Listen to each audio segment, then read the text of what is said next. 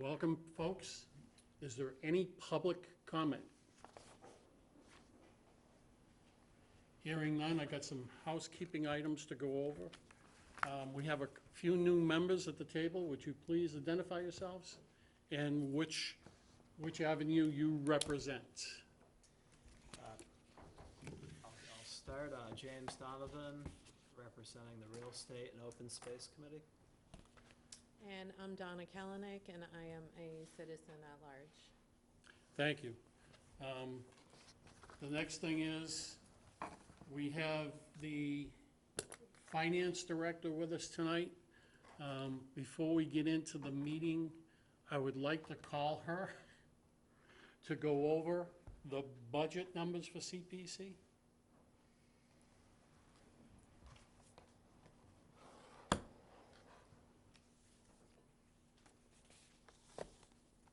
In the meantime, while she's preparing a couple things, and I'll make this clear to all the board members when everybody's here. Any discussion with the public from this board goes through the chair. Any interaction with any other of the board members with each other goes through the chair. So, and there's one other thing, as far as access to any of the governmental agencies within this building, it goes, now that you're on this commission, it goes through the chair. I have access to the finance director, town administrator, and we're trying to limit the amount of access. If there's a particular problem, you can ask me to set up a meeting between them, and I'll do that. So, any questions? All right. Carol, you have the floor. Welcome. Good evening. My name is Carol Capola. I'm the finance director here for the town of Harwich. And I'm sorry that you're receiving this information as we're going to speak about it, because That's it takes fine. a little time to digest it. But this is the results. On the first page, you'll see the results of the CPC funds as of the end of June of 2019, which is the end of our fiscal year. What this report shows you are the 4 different buckets that CPC has of funding. We have a housing bucket, an open space bucket, historic preservation, and then undesignated or recreation. And so the first page of this report just sets out to show the committee, where did you start the fiscal year of 19? How much revenue did you take in? And then how did you spend those funds? In addition to showing you what the debt service is on CPC funds in the past, or the debt will be paid off in 2024. Once you've had a few minutes to look at this side, we can move on to the next page, which will be FY20, and then moving on to FY21. Should I give you some time? No. Okay. So if you flip that page over, what we're starting with are the ending balances as of June 30th of 19. We're adding to that revenue that was received by the end of August of this year. And then we're subtracting from that what the committee's obligation is, or the town's obligation for debt payment, debt service in 2021. And then any return of funds. So you had a return of $20,000. I understand that there are a few more returns that will be approved once the minutes are approved this evening. And then any promises you made for projects, CPC projects, for the upcoming fiscal year, which would be 2021. And you haven't made any yet. That's why they're all zeros. Towards the bottom, you'll see some projections for 21 revenue. So I've made a projection based on historical information, based on the current year's revenue that we've estimated to come up with a 21 estimated revenue. So your surcharge is 3%, So it's 3% of the property taxes. And then you have a state revenue that you receive as well, this committee receives. And I've just estimated that. And so we come up with a total of what we think your sources will be for 2021, where you can make decisions.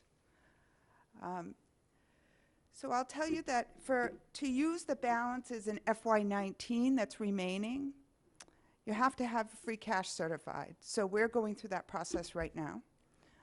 We expect that to be complete. It could be as early as tomorrow. It may be stemming into the beginning of the week next week.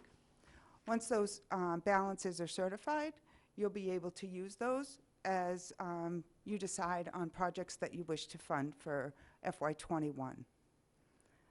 As far as fiscal year 20 is concerned, you won't be able to obligate that money, those funds that you received this fiscal year, until the Department of Revenue certifies free cash, and that won't be for another year. So we have to go through the fiscal year, finalize all of the transactions, close the books, submit all of our documentation to the Department of Revenue for their review, and then at that point in time, about this point in time next year, you'll be able to start considering projects with FY20 money. What you can do, which can be confusing for some folks, what you can do is use the estimated receipts in FY21 as you consider projects. So those, the balance here, where at the bottom of the page where it says estimated FY21 balance, there's $1,528,119 in undesignated. In open space, there's $457,886. In historic preservation, there's $454,289 being estimated.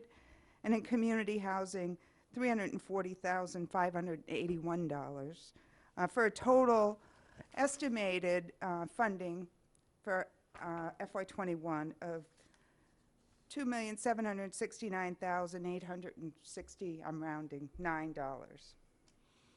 So that is the balances that the committee can consider when you receive all of the applications next month. I'm happy to answer any questions that you have. And the reason I put Carol up in front for first, because I believe there's a finance committee meeting tonight that you may have to attend. So, any questions for the finance director? Chris? So Carol, I think we've been through this before, but I just need some memory refreshment. On the second page, the second to last line, estimated full year 20 balance as of 9/3. So where does that come from? Where do those numbers come from? It comes from what has currently been received, and any monies that have been returned. Okay. Okay.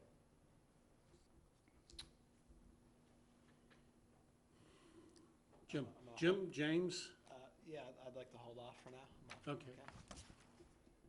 Go ahead, young lady, you're looking right at me. Thank you, Carol. The sheet is easy to read. I appreciate it. The only comment I wanted to make is that the revenue that will come from the state of Massachusetts in FY21 is actually estimated to increase because of a law that was passed. So I had done a little research myself, and they estimate Harwich to go up to $529,191. That's an estimate, though, based on new recording fees. So. Okay. Ketchum? Yeah, I just want to ask for clarification of your statement that we have to wait a year for the state to certify some number, and is it really the same number that Chris was referring to, that 963,000 that needs to be certified by the state before it can be? No, so we have to go through the fiscal year of 20, of FY20, close the year. So this is, the revenue you're seeing here is just as of the end of August. So it's 2 months into the fiscal year. So we have to complete the fiscal year, which ends June 30th of 2020, close the books, Yeah. send all of our information up to the Department of Revenue. So that number is going to continue to increase as you see these reports delivered to you, Which number? the one you're referring to. 963? The 96,238, is that the number you're referring to? I'm talking about the next to last number in the right-hand column. Oh, yes, the Second. 963, correct. That's correct. But this is your estimate of what it's going to be after the fiscal year is done? No. No? No. This only includes actual revenue as of the end of August. So that, you're going to see that number continue to increase. So this. I did not estimate, in this document, I was not forward-thinking for FY '20. Dave? Chris? So, just to clarify, because I was kind of puzzled, as John is. So there's just a few months in the current fiscal year that are included here, right? Would it be July and August, basically? Okay, all right. And the rest of it to be determined? Correct. So the number's gonna go up a lot. The number will go up. The Yeah. number will go, the number will increase. Okay, yeah. So then that final bottom line on 2.7 million, that will increase, is that what you're saying? Well, the way that will increase is if we increase the estimated revenues. Otherwise, that number's not, I know, it's very confusing. The number's not going to increase unless we increase the estimated revenues such as state revenues. Yeah, but if the 963 is going to increase, and the bottom line number there, I'm taking, but maybe I'm misunderstanding that, I'm taking it as the sum of the previous two numbers, 1.8 million and 963,000, that's the bottom line number. So if the 963,000 is increasing, doesn't the bottom line increase, or what am I missing here? Mary? Through you, Mr. Chair, to Carol, the estimated FY '20 balance as of 9/3 is the money that we can't spend, correct? Correct. So, so our balances are really the estimated FY '21 balance. Correct. Plus anything that's on a carry forward on the page prior. That already includes the carry That already forward. includes the carryover.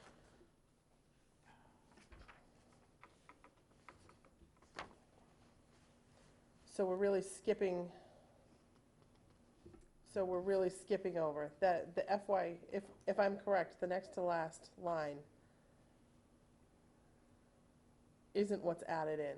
No, that's correct. So it's confusing. It's really the line on the page prior that's added in to the FY '21 revenue to get the bottom line. Correct. So that Okay. 935, not the 963. That not, correct. So that next to last line is informational only and is not actually the revenue that we can spend in Because this, it won't be, because it's not yet certified as free cash. It is the number on the balance carry forward number plus the third line down Yeah, right. gets the Okay. last line. And it just so happens that they're both very close. They're close Right. in number, So correct. that's what, got it. Thank you. Thank you, Johnny, thank you. You're welcome. we're clear. Yeah, well, more clear than I was, at least, so All right. that's a good Mary. thing. I'm good. Thanks, I'm good. Carol. So, thank you very much for your presentation. Unless, Thank you. Can I snag those extra copies you've got? I've got 3 members that will need a copy. Thank you, Carol. Thank you so much. okay. All right, we'll start with the project managers. Bikeways, please. Welcome. Thank you. Good evening, Mr. Chairman, fellow committee members. I'm Paul Gazai, representing the Bikeways Committee, and basically here to give you an update as to how we spent the monies that were approved for the Pleasant Ave crossing lights. And the approved budget started at $27,000. We purchased the lights back in November of last year for $24,500. We bought precast bases for $1,440. Miscellaneous installation materials was $207. Police detail, total came to $26,531, left us with a positive balance of $468. So, we're pretty much right on from that perspective. And any questions about that? Okay, go ahead. And Continue. just for your information, you know, there was an approved, also on Article 40 at the town meeting for the Depot Street crossing lights. And at this point, there's, I was talking to Griffin, and the request for quotes haven't gone out yet at this point. And you'll be getting another package from me and before October 1st to, we're almost 100% sure we've got a meeting with the safety committee, but I think it's going to be for Depot Road on the other side of town on South. Okay, so presently you'll be returning $468.47. Correct. Any questions? Start with James. No questions. John? Mary? None. Chris? Nope. Donna? I'm just curious, because I'm new and I wasn't here when this was granted. How many lights did you purchase with that, with 24.5? Oh, with 24.5, what it includes is 2 lights and 2 warning beacons. So basically a set of 4 poles. Okay, so the ones that flash ahead and then the 2 main ones? Okay. Correct. And how were they purchased? How are they purchased? How were they purchased? Through our purchasing department. I don't know all the details. They went out for RFQs, and, you know, and then they, at that point, I don't get involved in that detail. It's Okay. through our, you know, town engineer and Okay, through our purchasing group. thank you. You're welcome. Anybody else? Thank you very much, sir. Thank you. Okay, next up, Hinckley's Pond remediation. You have Heinz. the summary that I submitted? You have a copy of that? I brought it open. Nobody has it? No. I have it. You have it? How'd you get yours? I don't know, thanks. Jan sent it to me. Jan, We send had, me- we had 5 original members, and we have new That's- members tonight you who I can didn't pass have emails with, We have 4 additional members know. to the board now. Thank you. as of tonight. So- And I'll take any extra copies Yes. you've got. I don't need more. Heinz Prof, Natural Resources Director. I have Amy Uzowski, the Conservation Agent, with me to give you an update on the Hinckley's Pond remediation and public access. I wrote this on Friday. They've actually started to treat as of Tuesday. So between the time I submitted this and this meeting, the treatment of Hinckley's Pond is taking place. And so the original project budget of $650,000 was broken up into $500,000 for the treatment, $75,000 for monitoring, and $75,000 for the public access. All 3 of those will come in under budget and on time. The treatment of $500,000 is actually $347,000 and a little bit of change there. The monitoring, as you can see in the report, that's $37,638 for the first year, which is really intensive monitoring. It'll slow down after that, and we'll determine how much we actually need to do, and maybe Natural Resources can do that within my own budget based upon the samples required. It's going well. If you are interested, you can go, James Road is where they're actually deploying right now. It's on Headwaters, and second, it's a public access, not public, but it's the access for the barge that's being going out there. There's a small pontoon boat that actually follows the barge, and it's taking actual pH and monitoring data, alkalinity, temperature, dissolved oxygen. I was out there on Wednesday morning getting real-time data. So it's on track, going well. It'll only go for another 9 days, provided the weather and temperature and everything works out. So they're contracted to finish by October 1, so that major invoice will be incurred at that point. The monitoring, which is taking place now, actually pre-monitoring now and after, I don't know if that'll be a monthly invoice or 3 or 4 months, because there'll be a little bit of time off until January, February. There'll be a winter monitoring, which was required with some, and then starting up again in May, June, July, August, September, October of next year. So I don't know if those will come monthly or grouped up, but that's the smaller portion. That's where we're at for the pond. Mary, I have no questions. John, So, do you have a plan for the monitoring that you can share with us? I have it, I don't have it with me this evening. Through the chair. go ahead.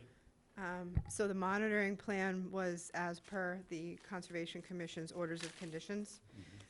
So I don't have those here with me this evening, but we had the pre-construction meeting. We've been in touch with the company to make sure that the monitoring, and we made sure that the, what the, proposal was that went out to, was it Solitude? Solitude Lake Management was what was conditioned by the Conservation Commission.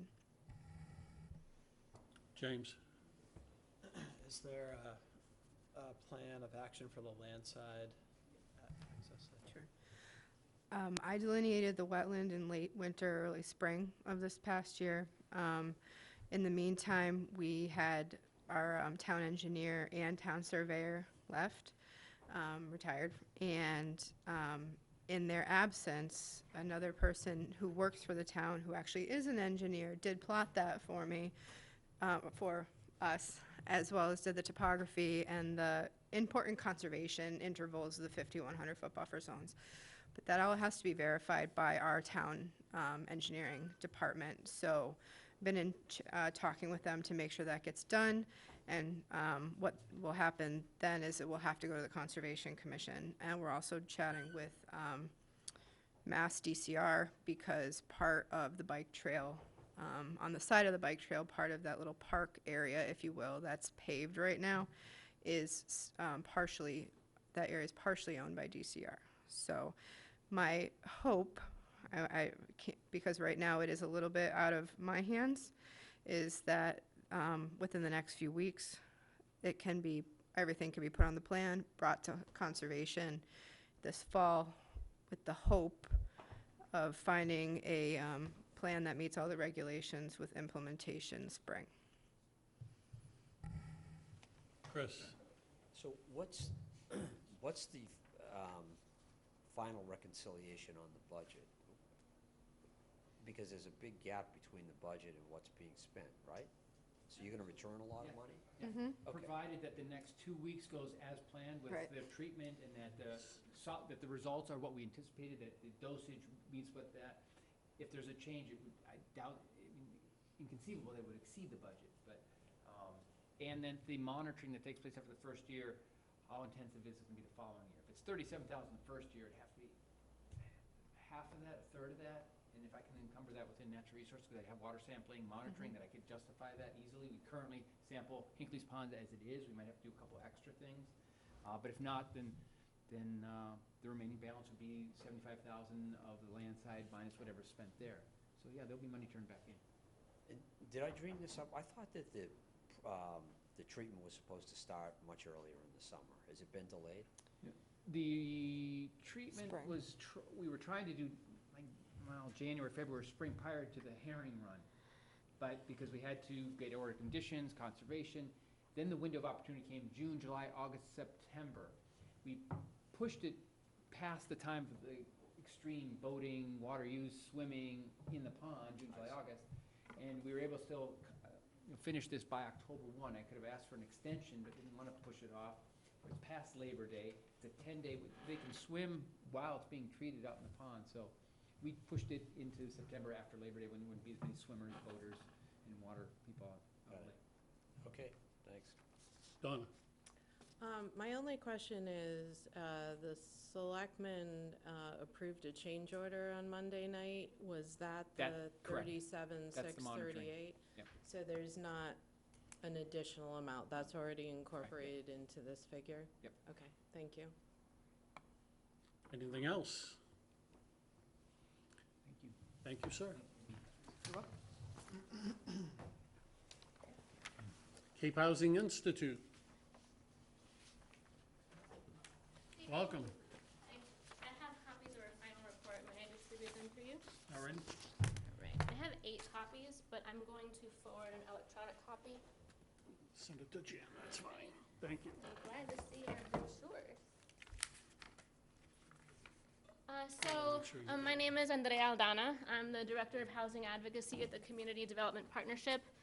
My supervisor, Ann Robinson, was supposed to be here tonight. She's sorry that she couldn't make it, but she is stuck in Europe. Her flight got canceled, and she was actually supposed to be stateside yesterday, but she won't be back until Friday. So you have me, but it works out because this is my program. So our request was for $7,500 to support the Cape Housing Institute in FY19. And all of the work has been completed. So we did hold our second annual Cape Housing Institute last fall. We had 53 attendees, 6 of which were from Harwich. As part of the Housing Institute, we also have a lot of other programming. So the Institute itself is 15 hours of education around housing production and housing initiatives. But in addition to those 6 sessions, we also offer what we call a post-institute town wrap-up, which we did on a town-by-town basis. So those were individual sessions that happened over the winter, and they're 2 hours, and we had 6 Harwich town officials attend their wrap-up. Those wrap-ups tended to run between 5 and 10 people, so that was pretty average. In addition to the post-institute wrap-ups, the Housing Institute also includes quarterly sub-regional peer group meetings for town officials involved in housing production. We hold those 4 times a year. This past year, because of the timing with our advanced trainings, we had 3 sessions rather than 4. We always have Harwich participation in our peer group meetings. So as far as the advanced trainings, which is all falls under the umbrella of the Housing Institute, we were scheduled to offer 4 quarterly advanced trainings. We actually did 5. So we worked with MHP to bring their Affordable Housing Trust Roundtable to the Cape. We had a Chapter 40B training here in Harwich, actually. We had an advanced training for housing staff on the Lower Cape. We did an advanced training on community engagement in June. And then we also offered a brown bag lunch with CDAC, which was kind of an extra thing that we just threw together. So the work has been completed. We did more than we said we would. We educated more than at least 14, I want to say 16 Harwich town officials across the various offerings. And I remember the last time I was here, you were asking about outcomes and how we measure the program. So we measure it in a few ways. One is building public support, which is a really challenging thing to measure. But I think that we can see that the discourse around housing is becoming much more civil, a little more positive, and while it's hard to measure, we can still observe that anecdotally. As far as our goal of seeing towns increase their percentage of subsidized housing inventory percentage, the town is already actively working on 2 different sites for affordable housing development. As far as zoning changes, at town meeting, you passed an accessory dwelling unit bylaw, and then our last outcome is maximizing utilization of Community Preservation Act funding, and this committee has seen large requests from the trust, and I know that the trust is working on another application. So things are moving along in Harwich, and really happy to see that, and we'll continue to be here to offer any support we can. I'll remind you that I am also part of the housing consulting team that the town has contracted with the CDP that's completely outside of this request, but it just helps me be aware of all the great work that you're doing here. We did receive promo. We did receive your documents. We have a few more new members to the board, Great. so we're going to be making copies and passing them along. Fantastic. Can I say something about Sure, that? go right ahead. After the brochures went to print, there were 2 small changes that I want to bring to your attention, because it might be of particular interest to you. Sessions 3 and 4 have been switched. So session 3 on October 16th is now setting your town up for success, which is actually very relevant to you because it's really focusing on creative revenue streams to fund affordable housing trusts. And of course, we'll be talking about how towns can be maximizing their CPC funds for housing. We'll also be talking about a whole slew of other options that towns can be exploring around supporting the year-round community. You know, housing production, housing development is one piece of the puzzle. It's not the entire piece, the entire thing. So we'll be covering a lot of other strategies that CPC could be directly involved in. And then session 4 is our zoning session. This year, we're going to be talking about open space residential development, which we've never done before. And one of the things we're trying to do at the Institute is expand the conversation to include open space and conservation groups so that we can deal with the historical tension between housing and open space. So we're inviting those groups to the Institute this year as new target audience members. Thank you. Donna? I have attended most of these sessions, and I find them very valuable, so thank you. Mary? I've heard nothing but good things. I have not yet had an opportunity to attend, but I'm hoping to at some point. Chris? So was the entire funding amount exhausted? Oh, yeah. Yeah, it was. Yes. Okay, because I'm not, maybe I'm missing it, I just didn't see it here. Is it here? Is it in No. here? Oh, okay. Okay, I mean, there's a lot of stuff here, it looks like you've been busy, but again, back to my question the last time we met. What's the point? What's the single most important thing that has happened in your mind?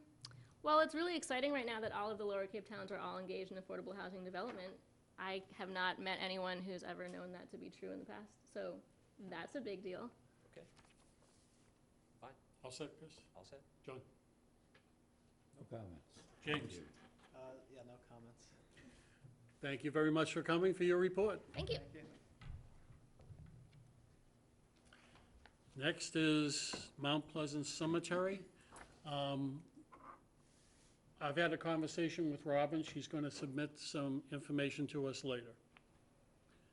Moving on, Recreation and Youth Service. Eric. Eric, would you introduce yourself? Yep. My name's Eric Beebe. I'm the Recreation Director in town.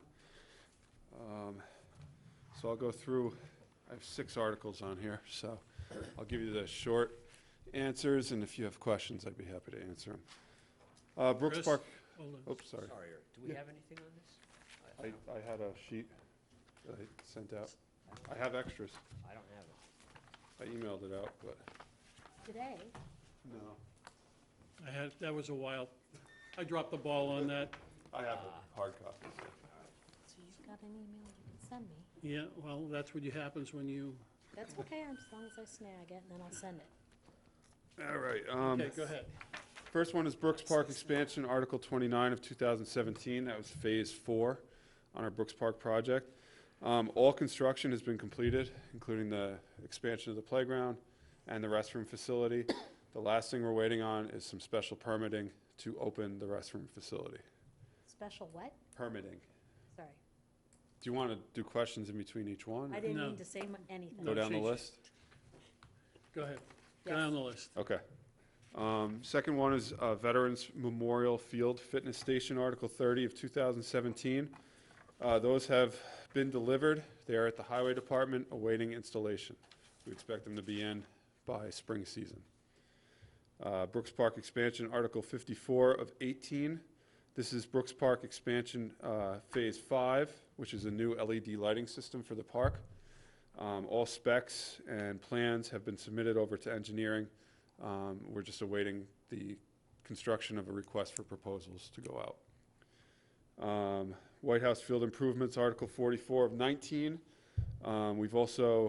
This is for the new scoreboard at Whitehouse Field and safety netting to protect the spectators that sit on the berms on the first and third base side of the field. We've provided specs and plans on this as well. We're going to await an RFP on this, or request for proposals.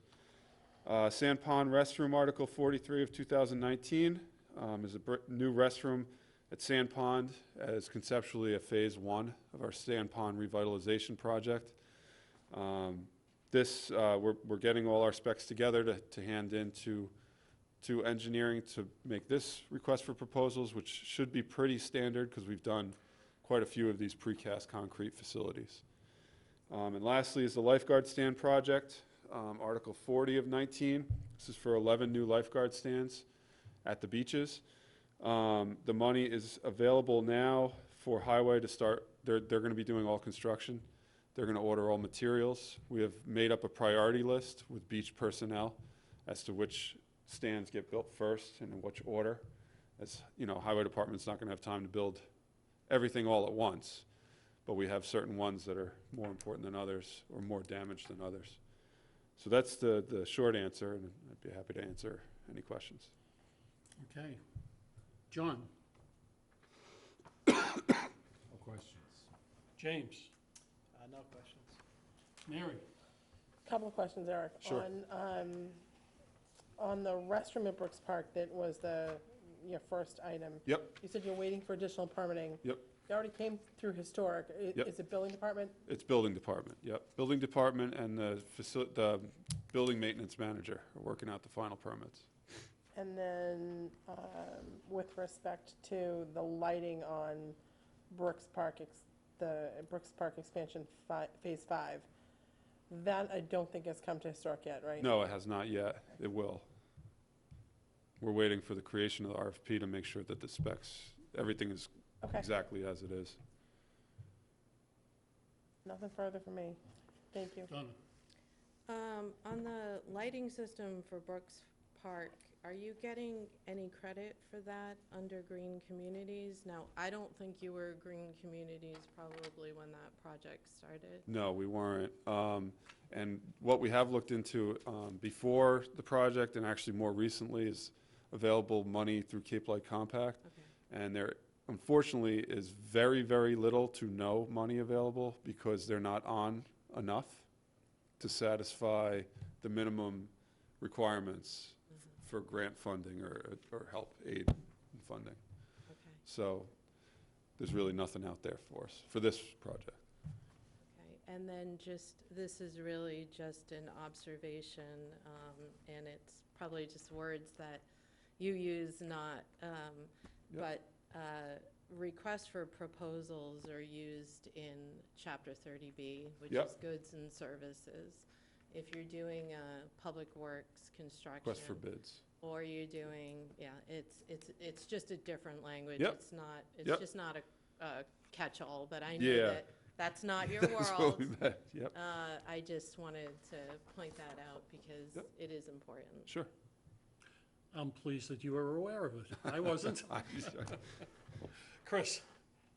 Are the Whitehouse Improvements and the lifeguard stand project both anticipated to be done by next summer?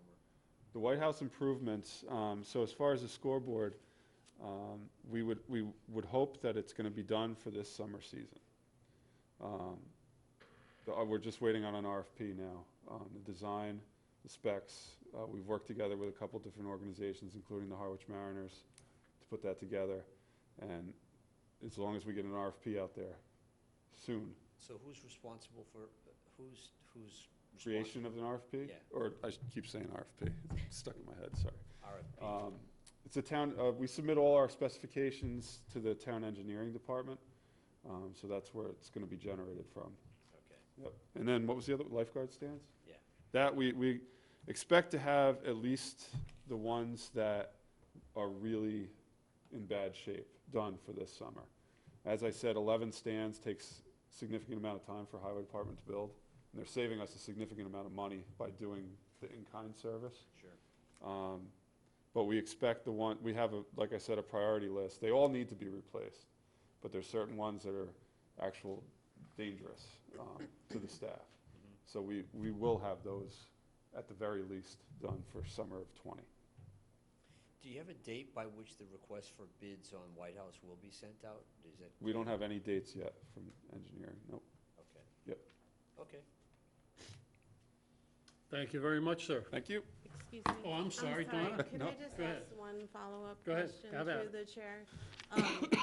At the White House Fields, the scoreboard and the safety netting, does that include installations? Yes, Okay. yep, it does. right. Everything's included. Yep. Thank you. Yep. We're good. Again, Thank you. thank you, sir. Next, Brooks Academy Museum.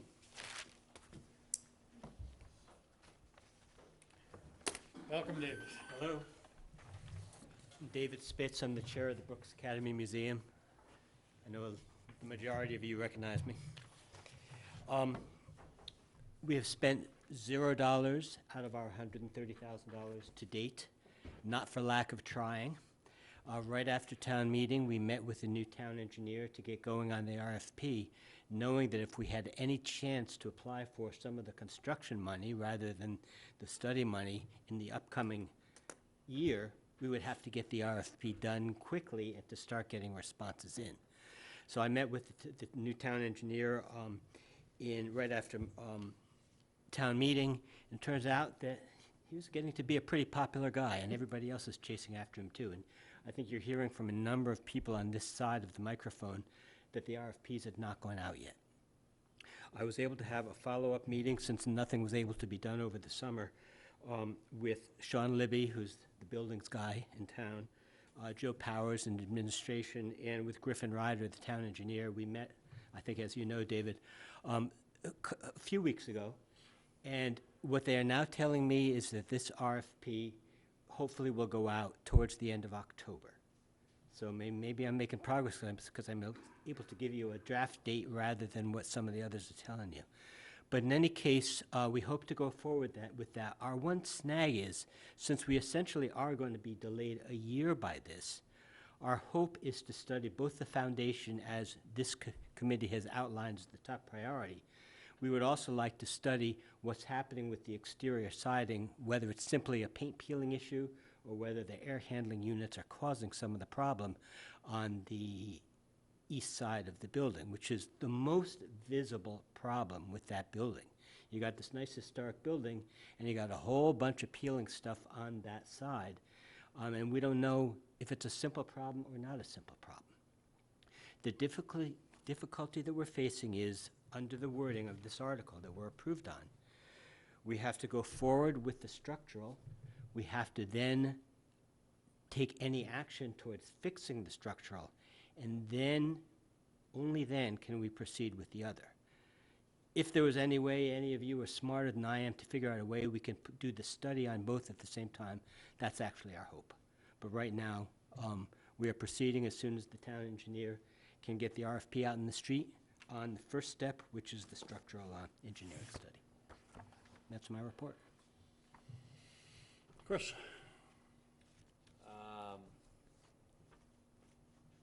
I don't have any questions, but in answer to David's sort of question there at the end, I would say just stay the course. I wouldn't deviate from it at this point. You all set? Yep. John? I agree with Chris, stay the course. Mhm. We discussed it pretty thoroughly when we You did. discussed this last, and I understand. I haven't seen anything to change my mind. All set, John? Yes, thank you. Mary? I would echo my colleagues. I think the way it was drafted is unfortunately the way it was drafted, and was done intentionally for a reason, so I think the foundation Anything work was else? first. All set? James? No comments at this time. Don? I also, because I don't know enough about this, I'm not gonna comment on it, but thank you. I'll do a little more research before the next time. Thank you. Thank you for coming.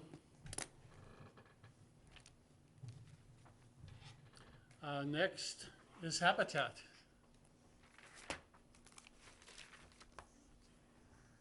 Good evening.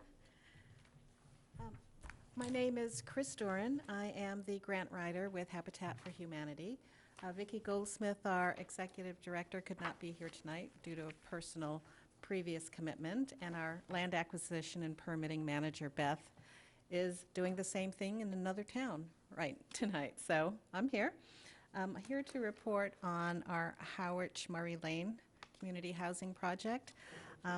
Just wanted to give you a little update overall. We're very, very busy. We have 32 projects, 32 homes right now under some status of construction, whether it's permitting, infrastructure, site work, or actual construction.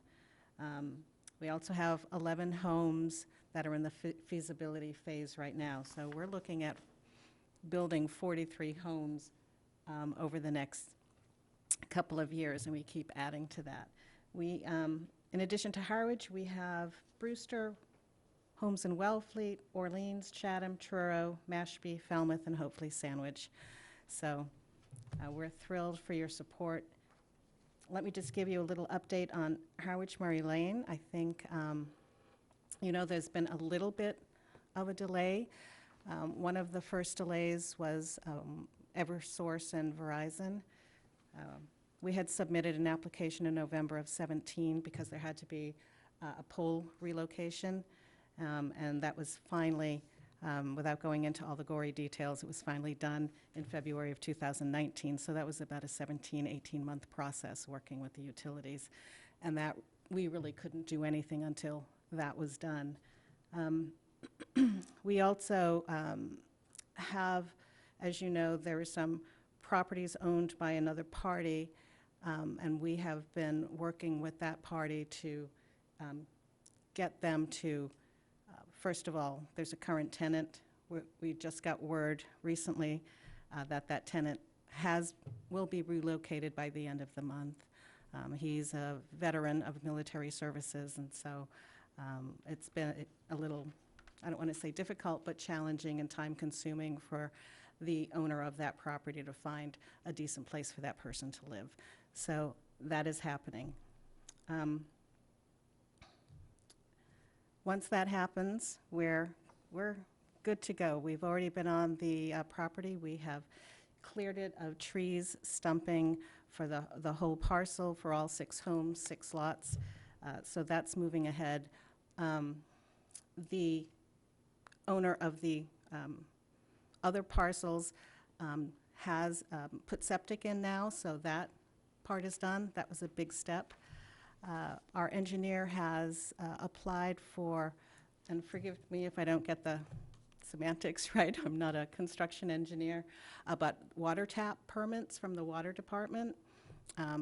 So as soon as we get those, then we can start with the whole drainage process, infrastructure, and then put in base for the driveways and the road.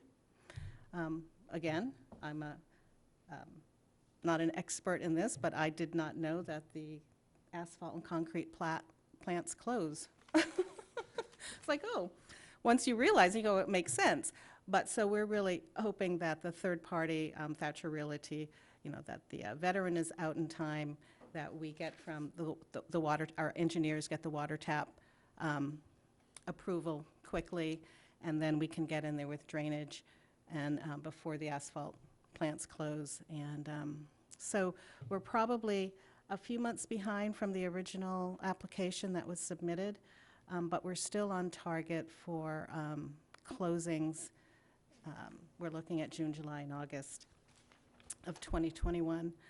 We'll open up our applications for potential homeowners after the first of the year, and that's about a 6-month process.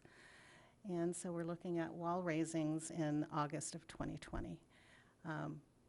As with everything in construction, it's dependent on weather, and especially when you're also waiting on permits and some other folks to do what they need to do.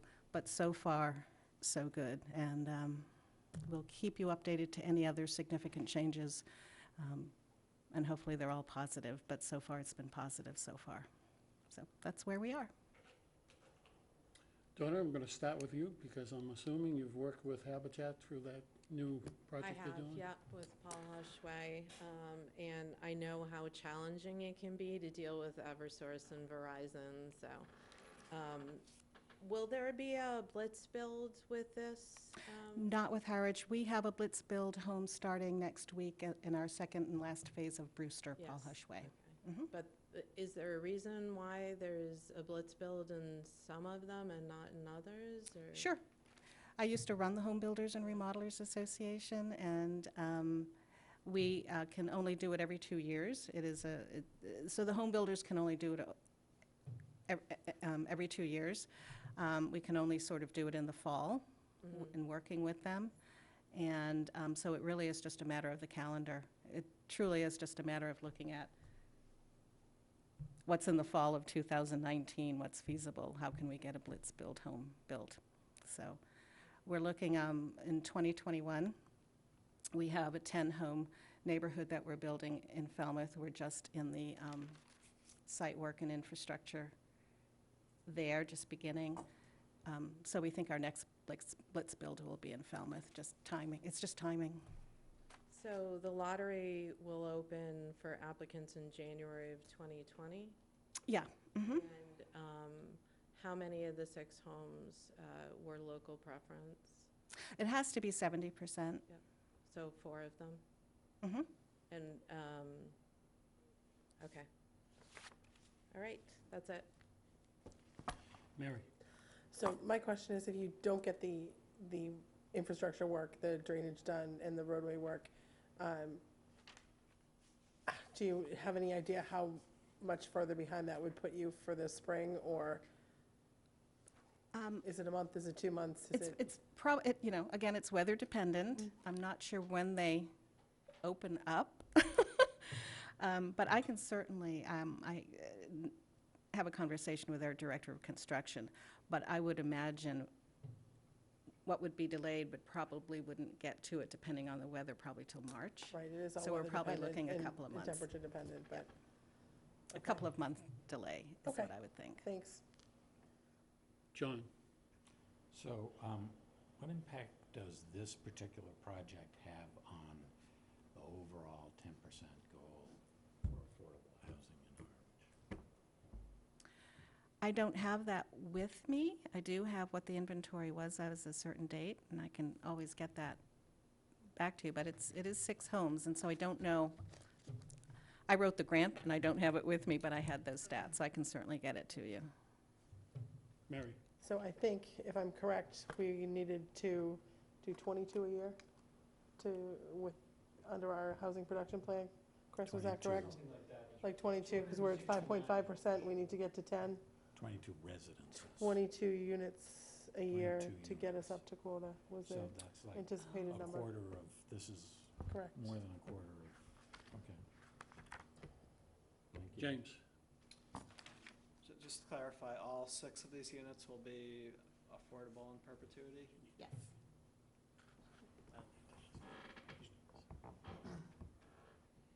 Chris? So, this preceded my arrival on the committee, but where do we stand on the funding? Is there a reconciliation in the funding anywhere? Right now, it's Article 53 of 2018 is 300,000, and it's in the works. No money has been expended out of that account. Any clues as to, is it still holding up, that amount? Is that amount still- Oh, sure. Yeah? Okay, no issues with it. No, if you want to give us more, that would be fun. I wouldn't have. He doesn't anything have with the ability to do that. No, we're. Okay, and my second question is there anything else in Harwich that Habitat has in their sites? Not at Because this, you didn't request any funding last year. correct. Okay, so there's nothing else? Not at this point. Okay. Okay. Anything else? Thank you very much for coming. Thank you so much. And I'll get back to you on the delay. Thank you. Right.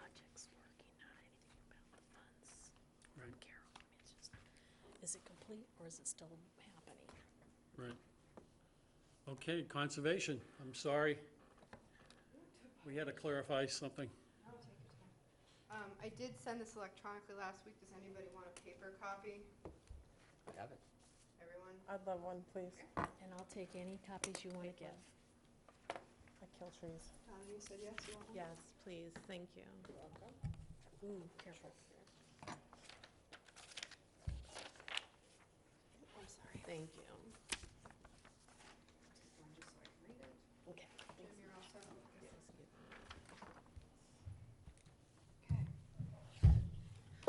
Thank you. Again, I'm Amy Usowski. I'm the Conservation Administrator for the town, here to give you an update on Red River Revetment Extension. I have to apologize. I had a momentary lapse of thought when I wrote this, and I asked the project to be extended. This project is an FY19 project, so you can scratch that for now. I don't need any funding extensions. I don't know what I was thinking. Maybe I was thinking it was a 1 year. I don't know. But we have not spent any money to date. The grant, what you granted the town was $100,000 to extend the landward end of the jetty at Red River Beach approximately 55 feet to curb the erosion, which is potentially in the future going to be jeopardizing that turnaround, and as well from the so it's both. I know the money, the real purpose was a couple of fold. It was one for protecting a very valuable town asset, and also for environmental purposes that by the current practice that the town has been doing of putting sand over the top, which we are no longer doing, in order to kind of stave that erosion off, has been severely silting in the mouth of the river. And I sent you the pictures to show you what is now like a delta at low tide out there with barely a trickle.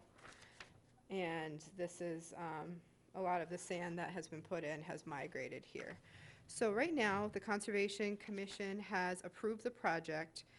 The permit has not been issued because Natural Heritage and the Endangered Species Program with the state has issued a document with several questions. And the town and Natural Heritage have been going back and forth in regards to what we haven't issued the permit, so they haven't denied us. I'd rather have this conversation with the Heritage Program and not have to deal with the denial if we don't have to. I did anticipate that there was going to be a delay in this, as the last time the Conservation Commission in town requested this, it was denied by the state. So we are, myself and the town engineer, are working with the Natural Heritage Program, which is part of Mass DEP, to try to come to a resolution with this without having to go for a denial and litigation. And our stance is that the current practice is far more detrimental to that environment than installing what we're proposing would be. So we will continue to persist with that. And I don't have anything else, I don't think, for you right now. James? Yeah, no comments. John? No comments. Mary? My only question is, how long do you anticipate having to deal with Natural Heritage? Do you have any sense?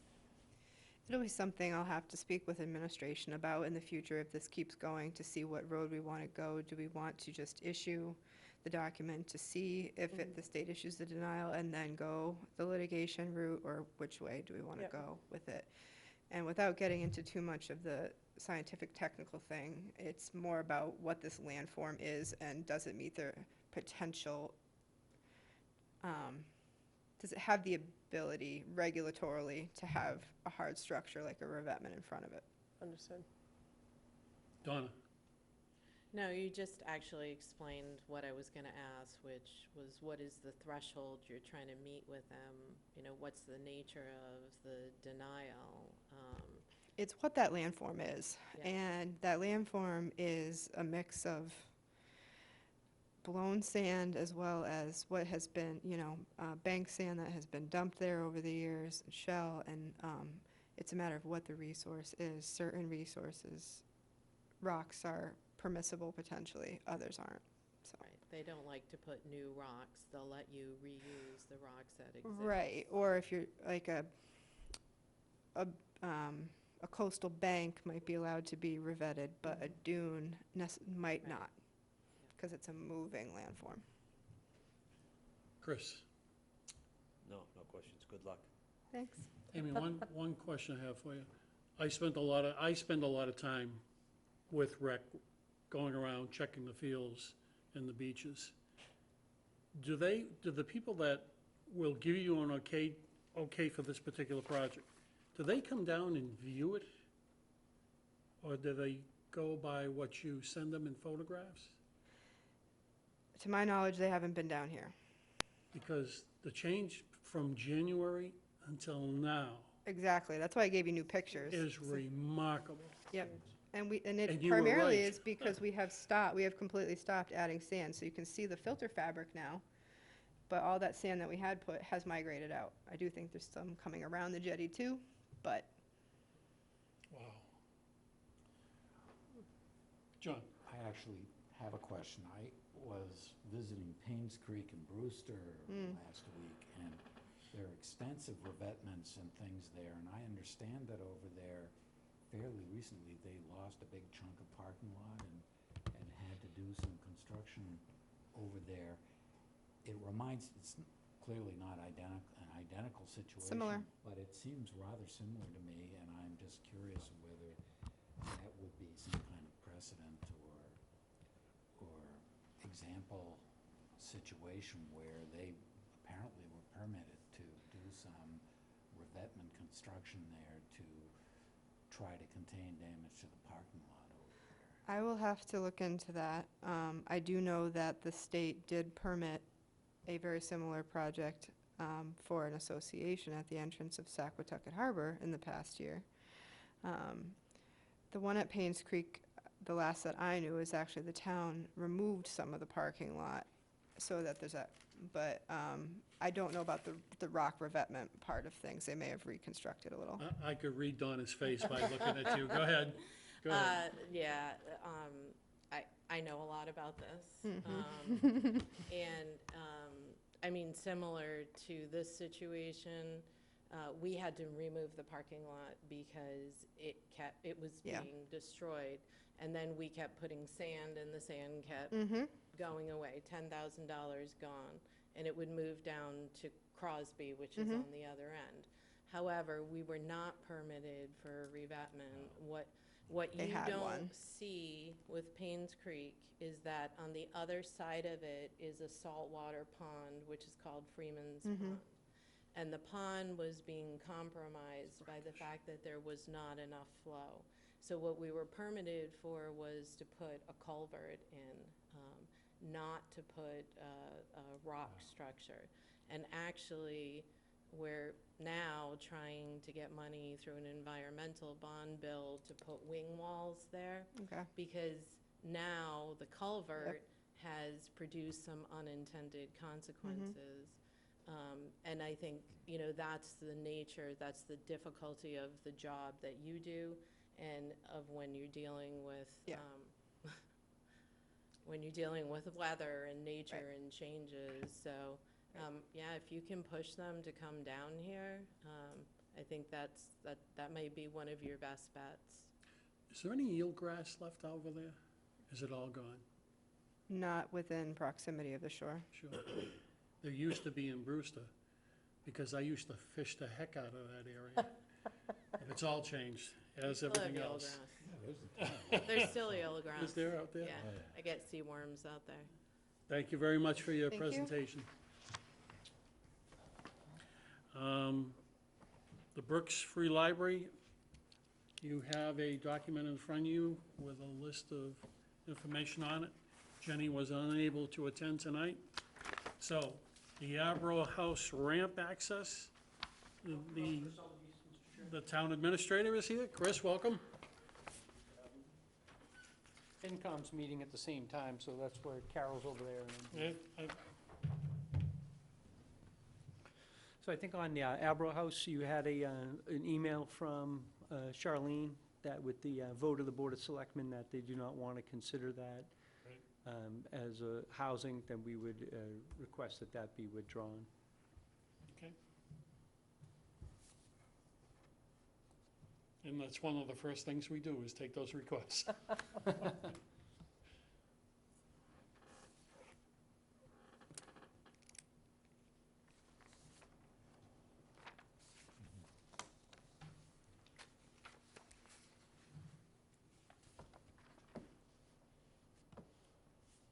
Are you ready for the record storage? Record storage, go ahead, yep.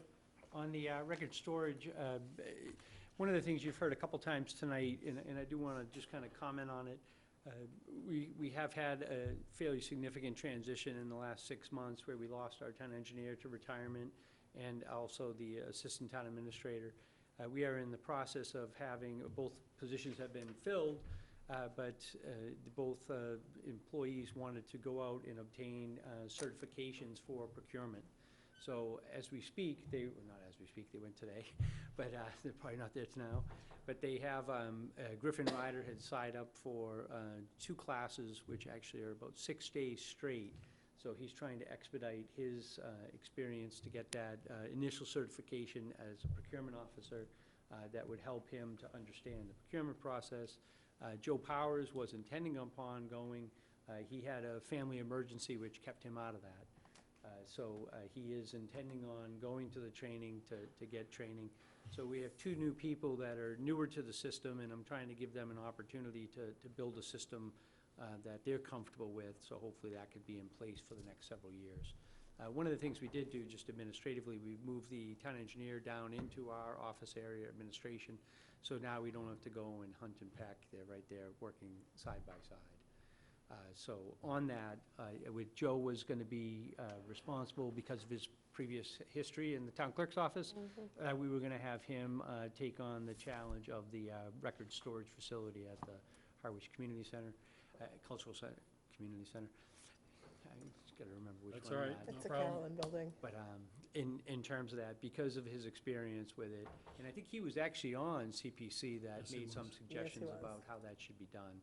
So I think having him take a crack at that makes some sense. Obviously, Sean Libby is available to him to work in close coordination.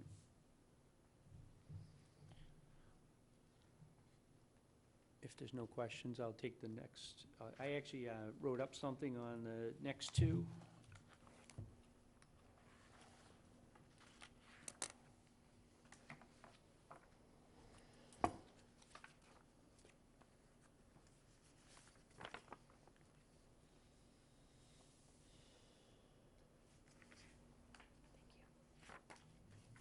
Thank you. Thanks, Chris.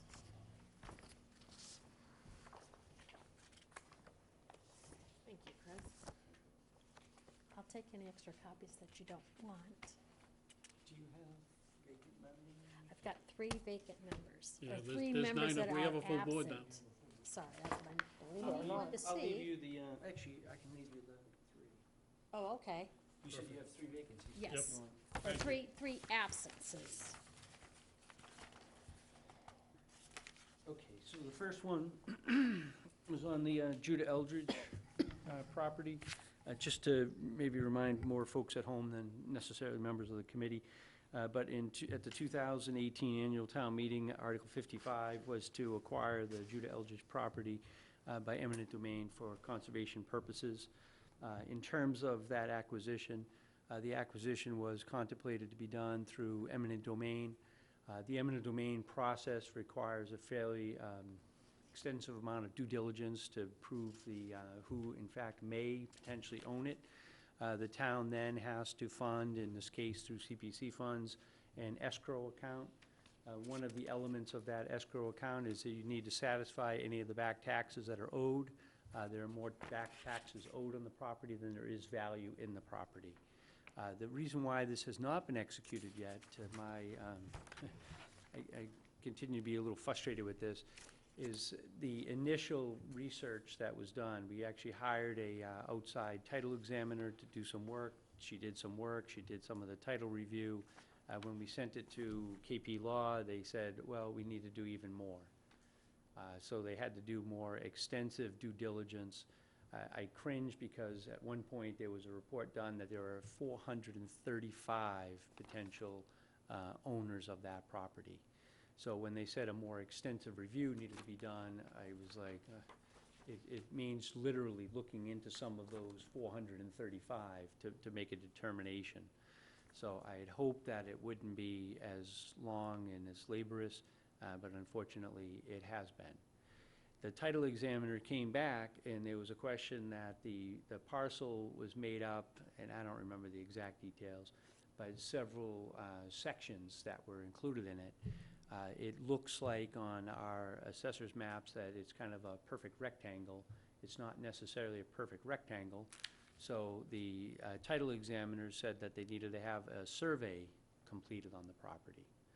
So now we are currently engaged in securing survey services to have the site surveyed, so that way a final plan can be done for the taking.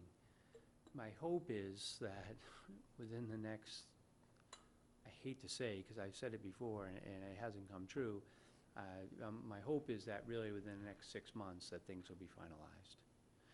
Once that work is done, once the surveyor's work is done, once the title examiner, I think the title examination is done, it's just the survey work at this point, then the town clerk, the town treasurer gets a notice that we can proceed with the closing on that. We then pay for the land into the escrow account, then the escrow account pays us for the back taxes that are owed.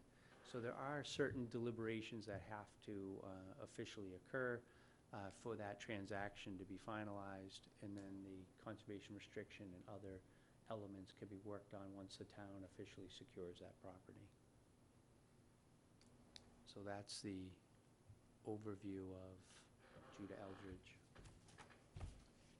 Any questions for the town administrator? There's a reason why I've despised eminent domain since I've been in this business. Takes forever.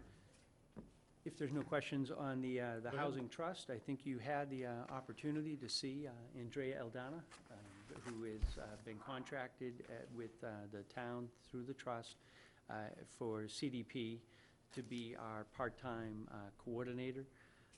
Very pleased that we've cooperated with several towns to kind of see how other towns have done it, and we decided to do a RFP in this case to secure the services, and the town of Chatham did the same.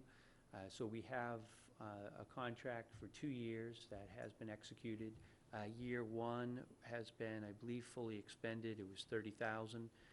It was only for 6 months, but what we did was instead of 10 hours of service, we received 20 hours of service, so that labor has been completed to help us get started. The trust was formed in October, late October of 2018.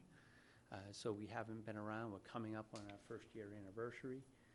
So in terms of the part-time housing coordinator, that is well underway and working pretty well. You will see for upcoming events that we will put in for a little additional money.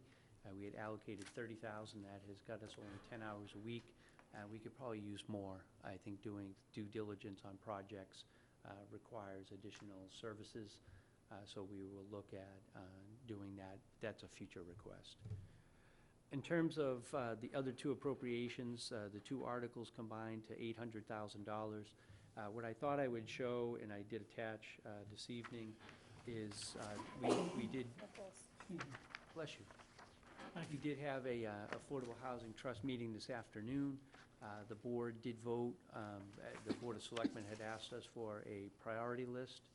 So in the handout material attached, we did break them into, if you would, 2 categories. The first category is town-owned land. So this is parcels that we went to town meeting, this past town meeting in May, to have these parcels specifically turned over from general municipal use into the Affordable Housing Trust. So Oak Street, Sisson Road, Depot Road, and Depot Street were the 4 that were approved to do. The trust has selected 2 projects as kind of higher priority. The Oak Street project, or the site, is fairly close to the entranceway to the golf course. We did contract with MHP, Mass Housing Partnership. They went in, they looked at the site, and they said due to extensive amount of wetlands, we would not be able to do the size project that they had contemplated. So they have asked to not do that site, so they asked us to come up with a second priority. What the trust is leaning towards at this point, and I want to emphasize leaning towards because we will have a meeting in October, would be to have a review done and to have the feasibility study done to see if we can fit at least one single-family home in there. And in that due diligence, it'd be about $10,000 to $12,000 potentially to have that site reviewed. Hopefully, we can get more than one home on there. Hopefully, we could do a duplex or something like that.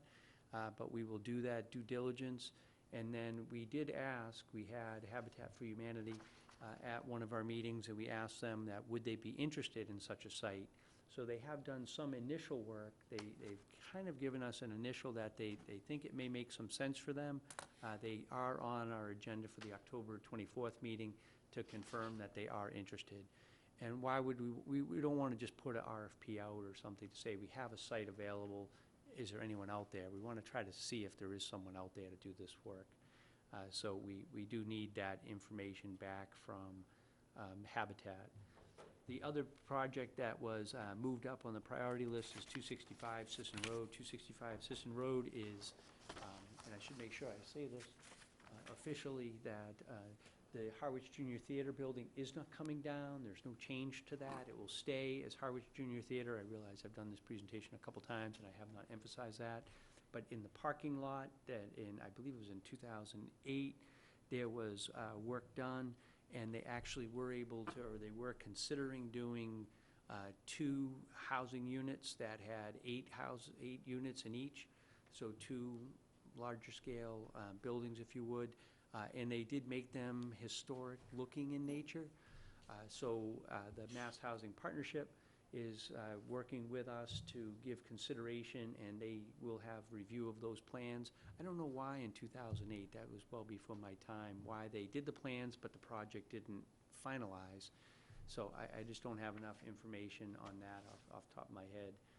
But we are considering that site to put those buildings in. So for instance, the $800,000 could be used to offset some of the cost for the construction of those buildings. So even though we have $800,000 available, we do have an identified potential cost that would go with that money.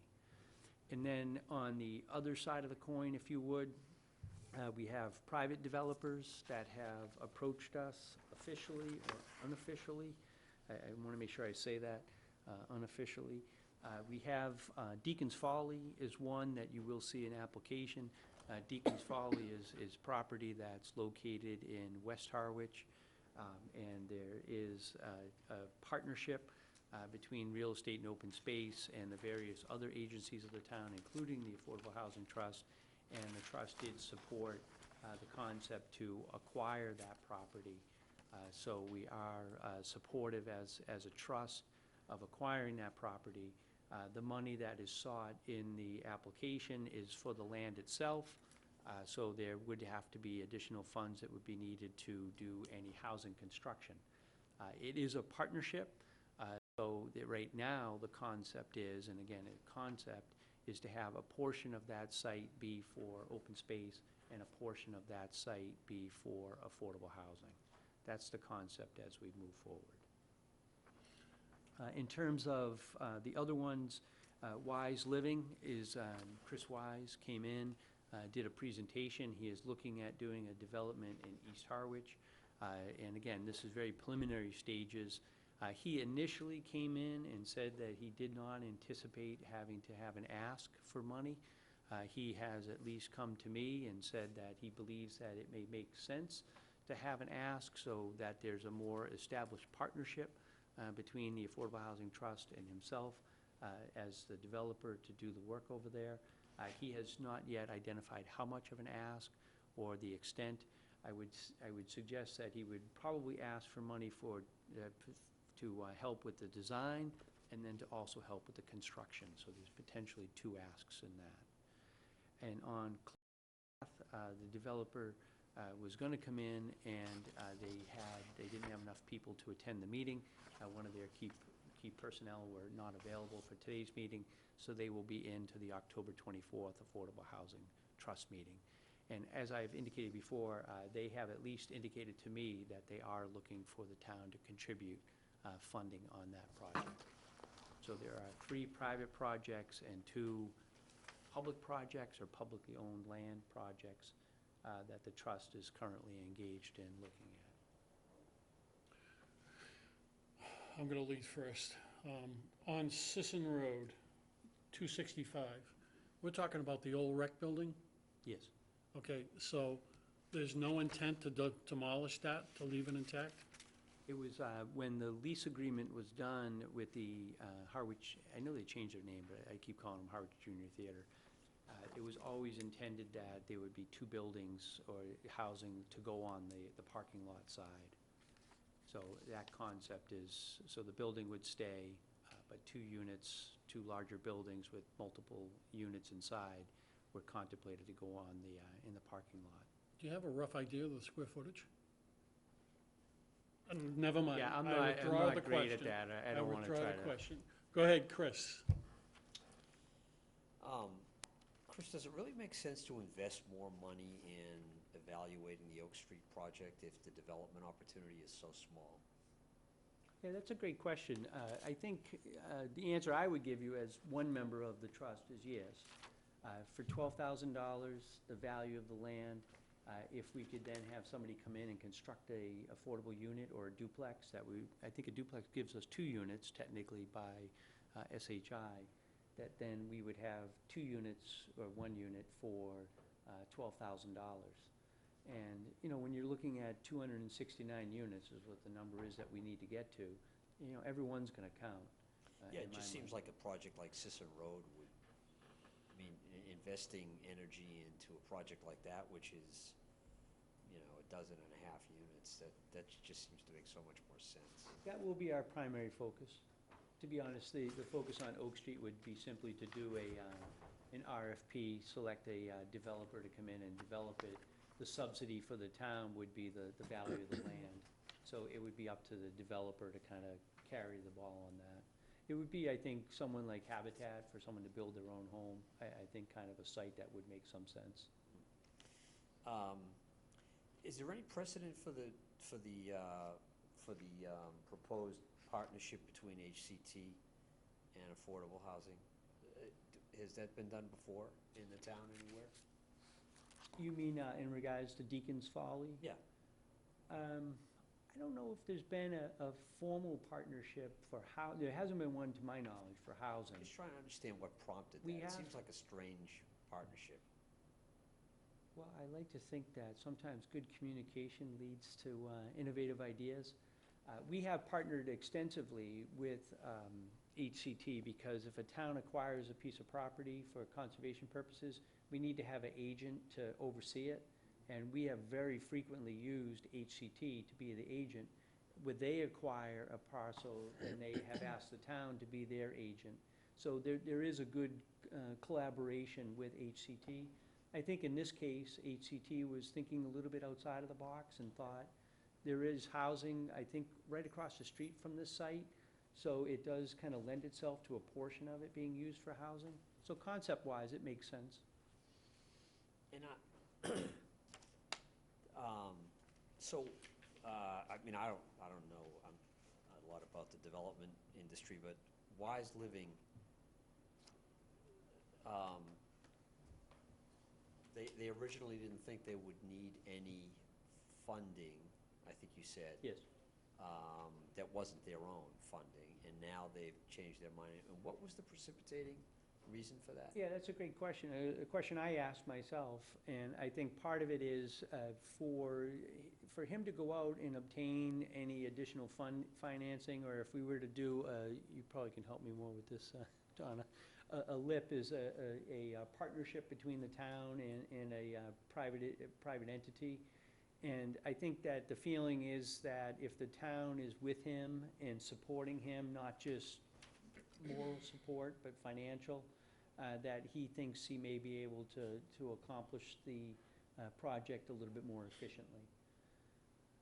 So we have asked him to keep the finances minimal to try to have that partnership where we're involved in a partnership more than just moral support, because we obviously, doing the 16 units, the two 8-plexes, you know, that's gonna be some money.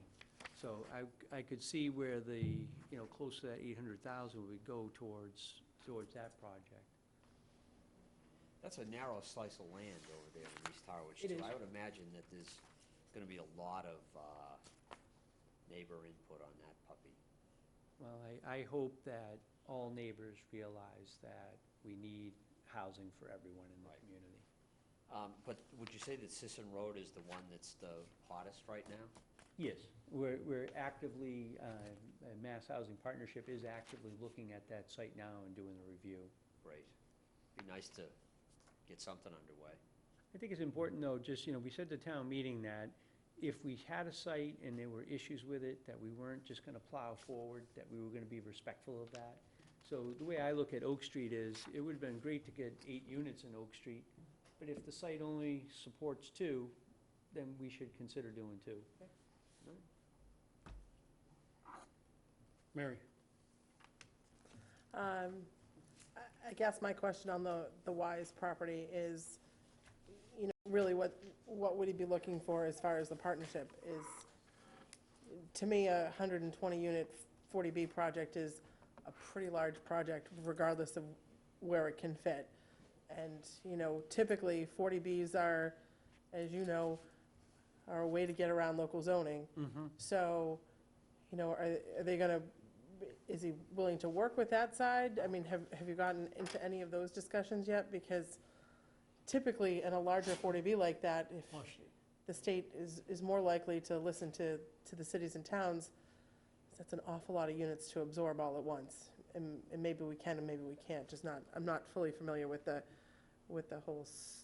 whole parcel over there, but it's, it's why I was so much in favor of Habitat. It was a nice, small project that, gave us some units and we could easily absorb in a neighborhood as opposed to 120, which just seems like.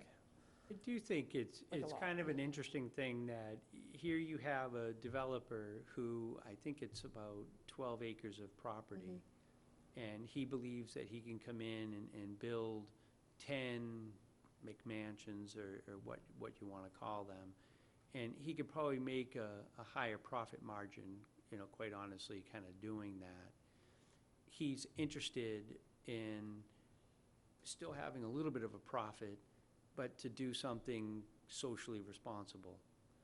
So, in my mind, do we need, maybe I shouldn't say this, I'll get myself in trouble, but do we need 10 more homes that could potentially be summer residents only?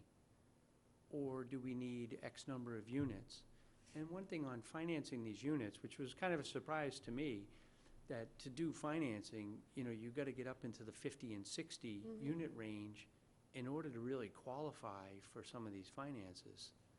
So, there has to be some concentration of units. This one, I mean, it's walking distance to a supermarket. It's in a downtown East Harwich area. If not there, I'm not sure where else that would go. But he's very preliminary, and he has only really talked to us conceptually. The only thing he has officially done is he has filed with Planning Board to reserve his rights for the number of units that he can put up appropriately, so. I'm all in favor of the units. We obviously need them down here faster than we can build them. On the one hand, it's a nice way to catch up. On the other hand, it's still a lot. And just having seen the pushback that Habitat got for 6 units in West Harwich, which, to me was, wasn't on the board, but to me seemed like a no-brainer to run with and, be able to say to the state, see, we're working with people when a big project comes along that, that really isn't a good match. I'll be curious to see how it pans out. It all depends on the neighborhood. Right, so. I'll be curious to see how it pans out. I'm excited about the 265 Sisson Road, and really, I think it's fantastic that in the first year, the town's been able to look at so many different parcels and really get it going. I think that's fantastic.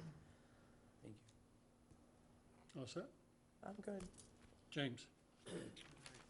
Yeah, I'm also, I really like the 265 Sisson Road parcel. I've always thought that'd be a great location, just right in town and kind of, continuing to make Harwich Center a little bit more vibrant, which is beginning to happen anyway. Yes.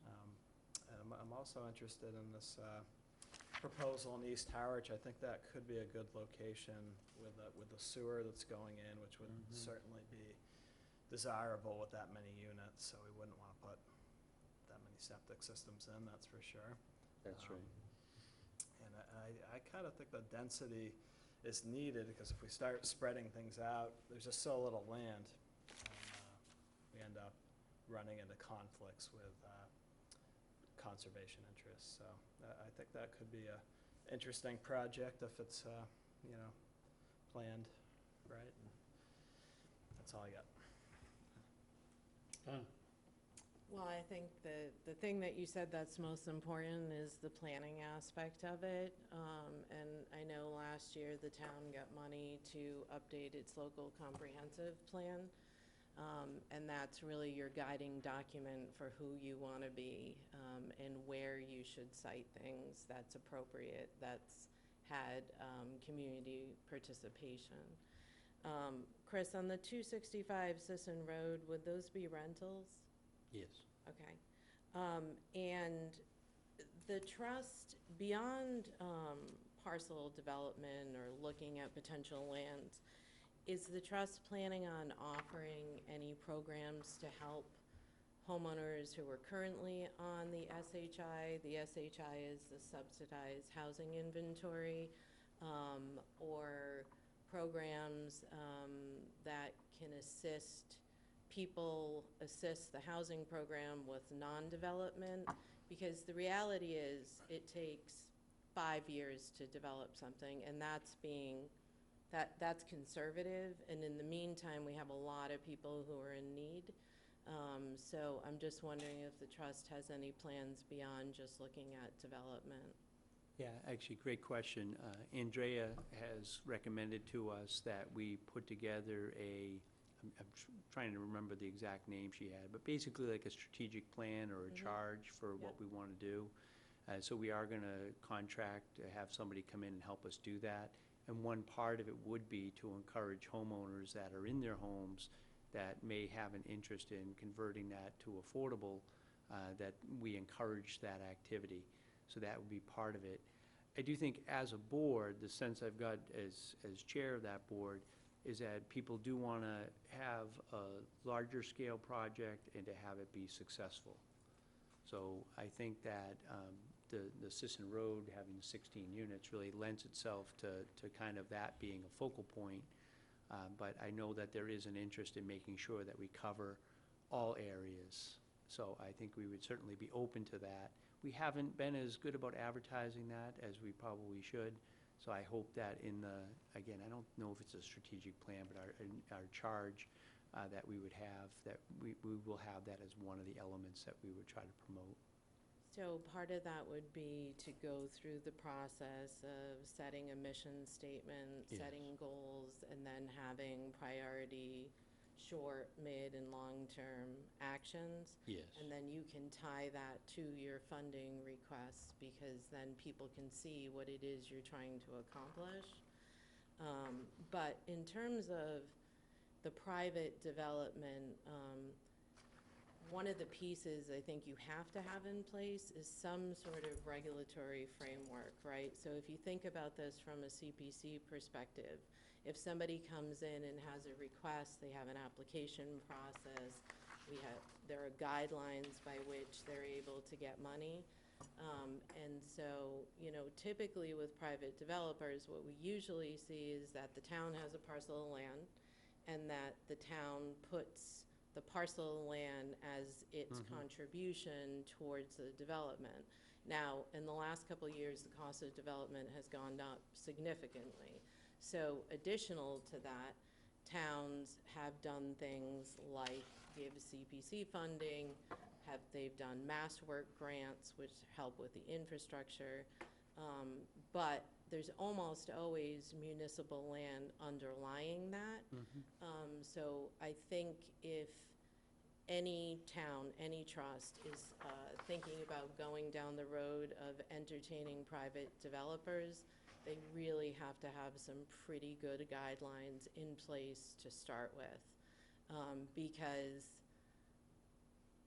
that's a different model than when the town has something that it's already invested into it. And there's also, you know, we have to be careful about, are we favoring one developer versus another, which is somewhat the anti-aid amendment. So, Donna, my request would be attend the trust meeting. me, Yeah. I would love to. I wish they were not during working hours. We do have them during working hours. Yeah, that's, I've actually been trying to get to one of their meetings, and I always have meetings at the same time, so I just wrote down October 24th. We will do some in the evening. And just, I appreciate the opportunity to kind of make sure people don't, I listed off 3 people that have approached us about a potential partnership. In cases in which what we would have to do, and actually I just went, I've got myself updated on my procurement, so I've already gone through, and I intentionally went to a real estate transaction one, because I figured I'm gonna be doing more real estate transaction. So I had an opportunity to kind of ask the people that were the instructors, and I said, you know, as a housing trust, what's the best way that we would want to approach having private developers? And we cannot just partner up. We can't just pick someone and say, yeah, we're gonna do business with you. So we would have to construct a request for proposals and send it out on the street that if the town, well, it would be the town's desire to head towards our goal for affordable housing, are there any developers that have parcels that they already own that they would be requesting some kind of subsidy on, that we would then be able to partner up with them, and how that partnership, and then make sure that the deed riders are on there, that they maintain into perpetuity, that we would open it up. But kind of the same as I said with the other, you know, if we have a parcel of land, it's nice to know that you're gonna have potential bidders. And in this case, if we say we have X amount of dollars and we wanna get a bigger bang for our buck, so who can come, you know, to the table with a subsidy request that gives us the affordable housing units, we have to be very careful how we structure that RFP to make it a competitive process, but to try to entice people to work with us to head towards the goal. Ultimately, the goal is to get to the 10% and beyond. I don't think 10% should be the final be-all and end-all, because I think we need to have housing for everyone in the community. So I think there'll be occasions where we will consider doing an RFP, craft that within the guidelines that we set, and say this is the nature of the partnership that we're looking for. But I think that we want to keep that door open, because if it is a means to get to our end goal and accomplish what we want, we certainly want to make sure we have that avenue open to us. But the work is, it's a lot of work ahead to try to get these things accomplished. Just my only other question is, are you using any of the funding that you've received to date to make sure you're not losing any of the units that are already on your SHI? So that's another issue that occurs, that the units that you have can sometimes be lost for a number of reasons. They have old deeds, or things happen. So, you know, it's just as important to make sure we're maintaining what we have as it is to look at developing new. Yeah, we have, probably based upon your guys' experience over in Brewster, one of the things that we have the CDP working on is to do the inventory and find out who's coming up and when they're coming up, so we can be proactive. We just had one where the selectmen on Monday night gave consideration where a person is in an affordable unit and is moving.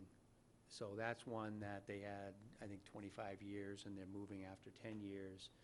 So there will be times in which they'll come up off sequence, but we want to get ahead of things instead of being behind. So we are building the inventory and getting that information so we know who's coming up.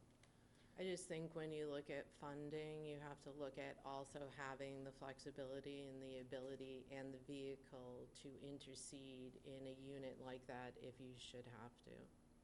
Yeah, I agree. All set. All set, just be very careful in the private development world. That's all I have to say. I liked it when he said that there would be no money when he came initially. Moral support's something we can do easier than money. John, No comments. if you're truly looking for success out in East Harwich, or even with the 16 units, take a ride down and go through the public-private partnership that Yarmouth has on 28. It's outstanding. We've been through that. Actually, Eastham has a good project too that I've been I through. haven't that. seen the Eastham, I've been through the Yarmouth. It's outstanding. And I recommend to the board members, take a ride down and take a look at it. Where is it? What is it? It's on Route 28 in Yarmouth, just after, It's like Dairy Queen right there, right? yeah, It's Right a after little bit Dairy and there's before a, Dairy Queen. there's a small restaurant that's a diner that's on the right-hand side. Can't miss it. It's the old Cavalier Cavalier Motel. Motel. Cavalier Motel. There we go. It's right after Pine Grove Road and right after Skull Island in the arcade there. It's on the And left-hand It's a side. partnership, public-private, is that what Yeah. you said? Through the Yarmouth Trust. Okay. Big Anything else improvement from the from what was board? there. Chris? I'm gonna give way, because I saw Carol came back, because you asked her about the grant agreement, and I'll let her. Thank you, though. Thank you.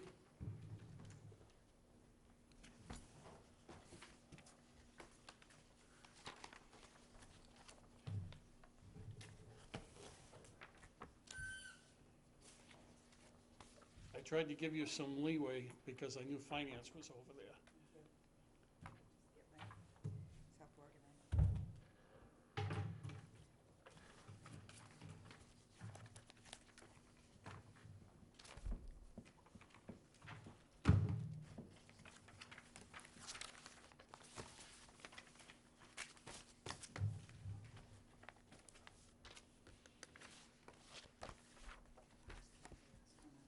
Okay. Thanks, Carol. Watch that cord. Yeah, Sorry. this is like an ocean nightmare right here. Probably a better way to do it. There's gotta be, like, that's just not okay. There's like 5 people have almost tripped over that cord tonight. I tiptoed around it earlier. Is this the stuff I printed out? These seem really big. Go ahead. The chairman requested that I provide the committee with grant agreements for the CPC funds that were voted at the 2018 town meeting and 2019 town meeting that were outside agencies. Can I hold you for a moment? For the new members, and I was hoping we'd have an entire board tonight to explain this just once. In July of this year, I requested funding from admin funds to go out for an outside attorney to take a look at grant agreements between the town and the CPC. I've exercised that. I've talked to an individual up in the northern part of the state, and he's given me some good information about who to contact locally, that once we decide what we want to do, this information will be sent out to this local attorney.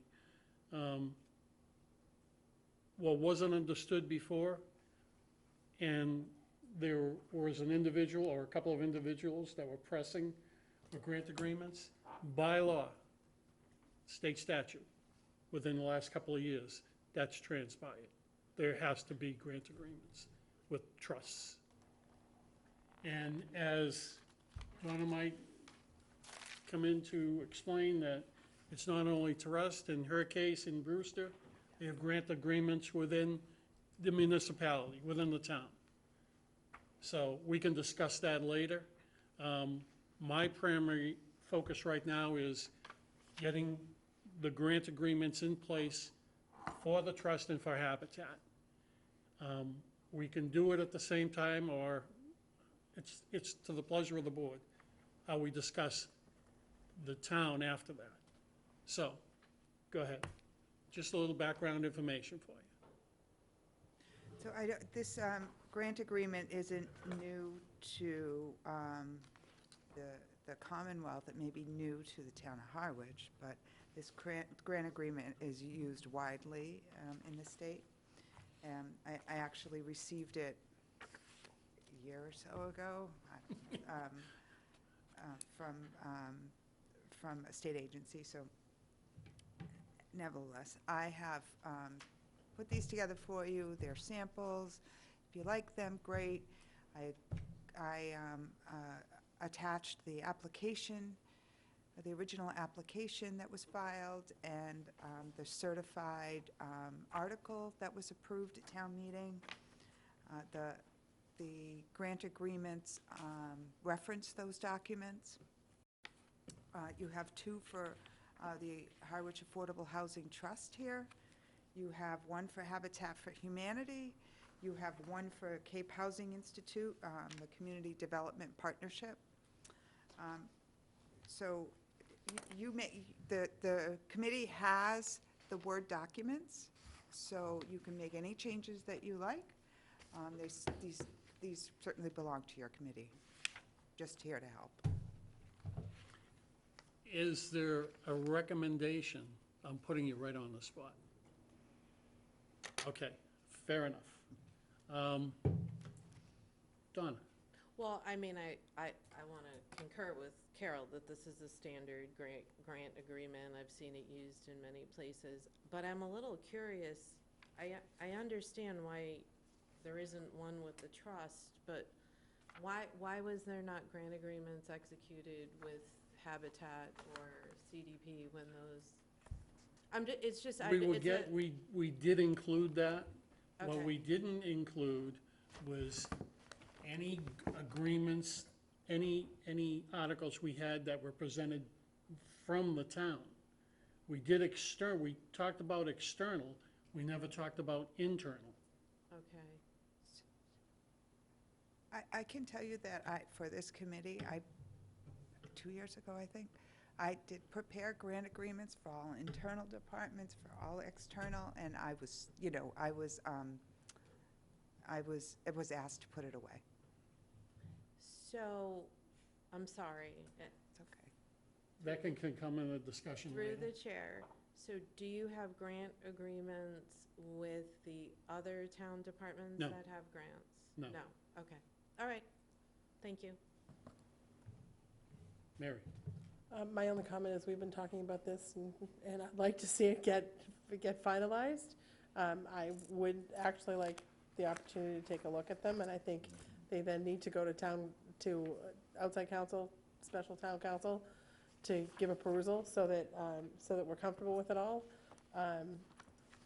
You know, they're necessary. I think they need to get done. You know, I'll concur with you that we can talk about the internal, you know, the town asks separately, but certainly I believe the trust and the third-party entities need to have an agreement with us. And like I said, we've talked this until we're blue in the face for the entire 2 years that I've been on this committee, so. And the finance director has been extremely patient with Yes, us. she has. Yes, she has. Doing work outside her capacity, I believe. John, anything? Yeah, I have a couple questions. One is, okay, there are two agreements for the Affordable Housing Trust, but why? What's the difference between these two things? I'm sorry, the two. John said there was two, she wants to know why there's two agreements for the Affordable Housing Trust. Because they're two different appropriations. Right. One was different articles. appropriated at town meeting of 18, the I- second was a town meeting of 19. I see. So is it possible to execute an agreement for something that was approved by town meeting in 2018? Yes. After the fact? Yes. Okay, all right. So my other question is, you consulted with outside counsel. Correct. Out of town. Is there any connection between your consultation with outside counsel and this product, which according to you is a standard state form? No. Okay. Is there any advice you can convey to us that you got from outside counsel?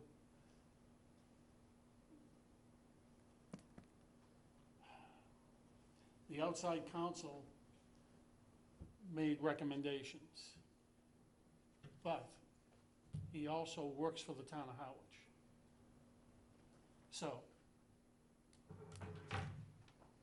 there's such a thing called conflict of interest. Yeah, right, okay. So, Doesn't sound like outside counsel to me. Well, it was, and I'm following outside counsel's recommendations. I've been in touch with the Yarmouth Trust. I'm working with them. We're putting this forward now. And is there more information? Yes. I'm not comfortable at this time. Okay, all right. And I guess finally, I agree with Mary. I want to look at these things before I have an opinion about what they are. and I'm not Absolutely. gentle with them. Chris? So it sounds like the big breakthrough tonight is that, We have these documents. not only that we have the documents, but that there's now a consensus that there's a state mandate that these documents be executed, right? Yes. All right. That's a big breakthrough. right? Yes. Because that hasn't been on the table at any of our meetings in the past. That's correct. I'm curious as to why, when you presented this format 2 years ago, it was rejected. Is that the public? Okay, all right. I'll remain curious, and we'll leave it at that.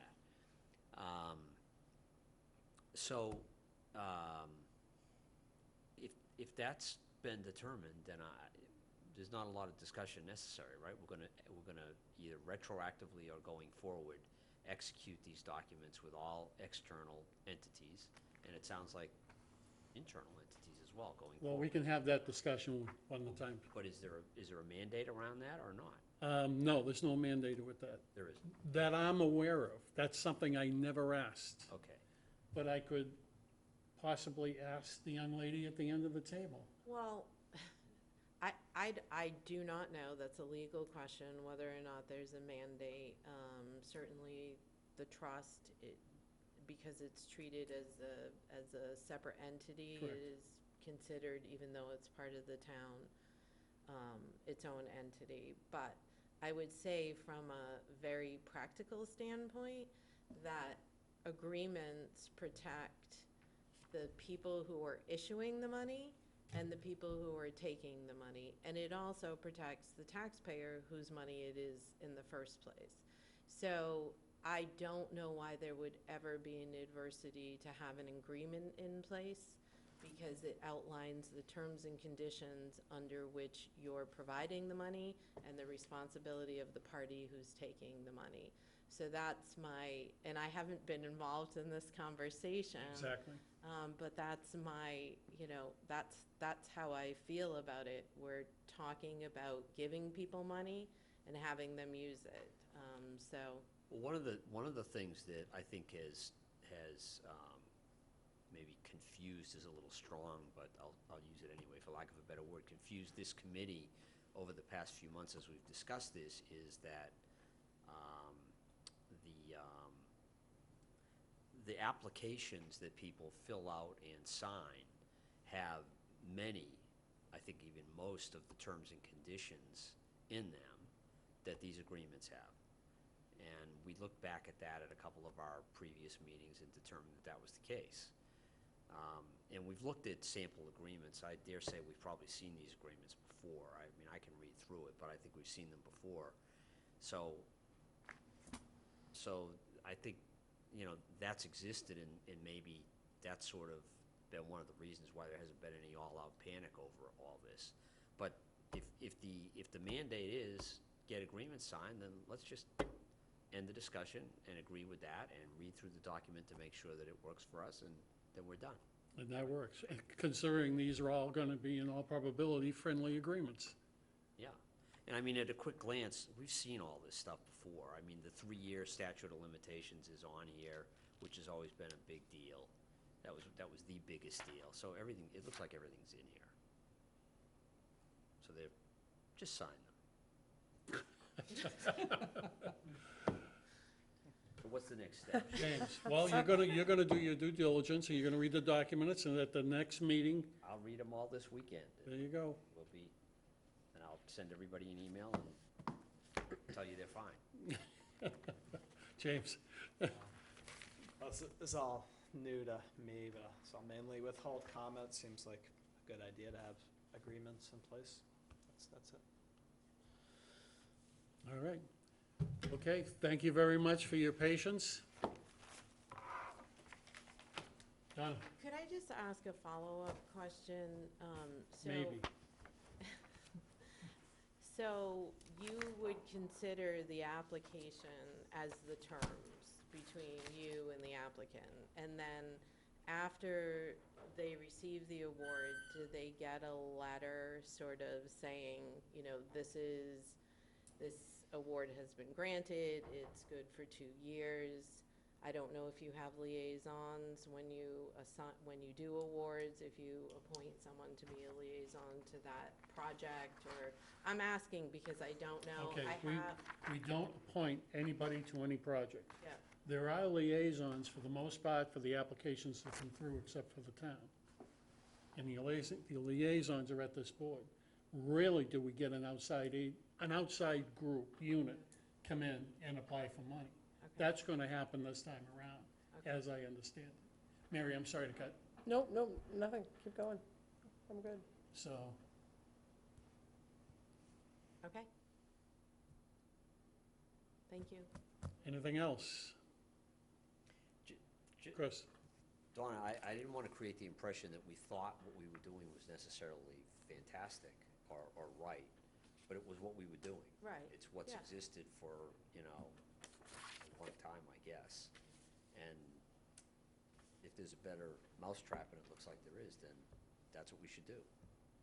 And through the chair, I was only asking the question because I wanted to understand what the process was. I have gone back and read minutes and watched some meetings, but process is really important. Okay. Anything else that we need to discuss? So, next meeting. You haven't approved the minutes. I need those minutes I'm sorry. approved. I need a motion to approve. Date? July 11th. Motion to Do we- approve the minutes of July 11th, 2019. We have 4 that attended that meeting. Doesn't matter. Good, Are you sure? because I'm positive. Carol needs the money Okay. statement. So people can approve minutes if they choose to, even though they do not attend the meeting. Okay. We have a motion on the floor. Second. Motion is second. All in favor? Aye.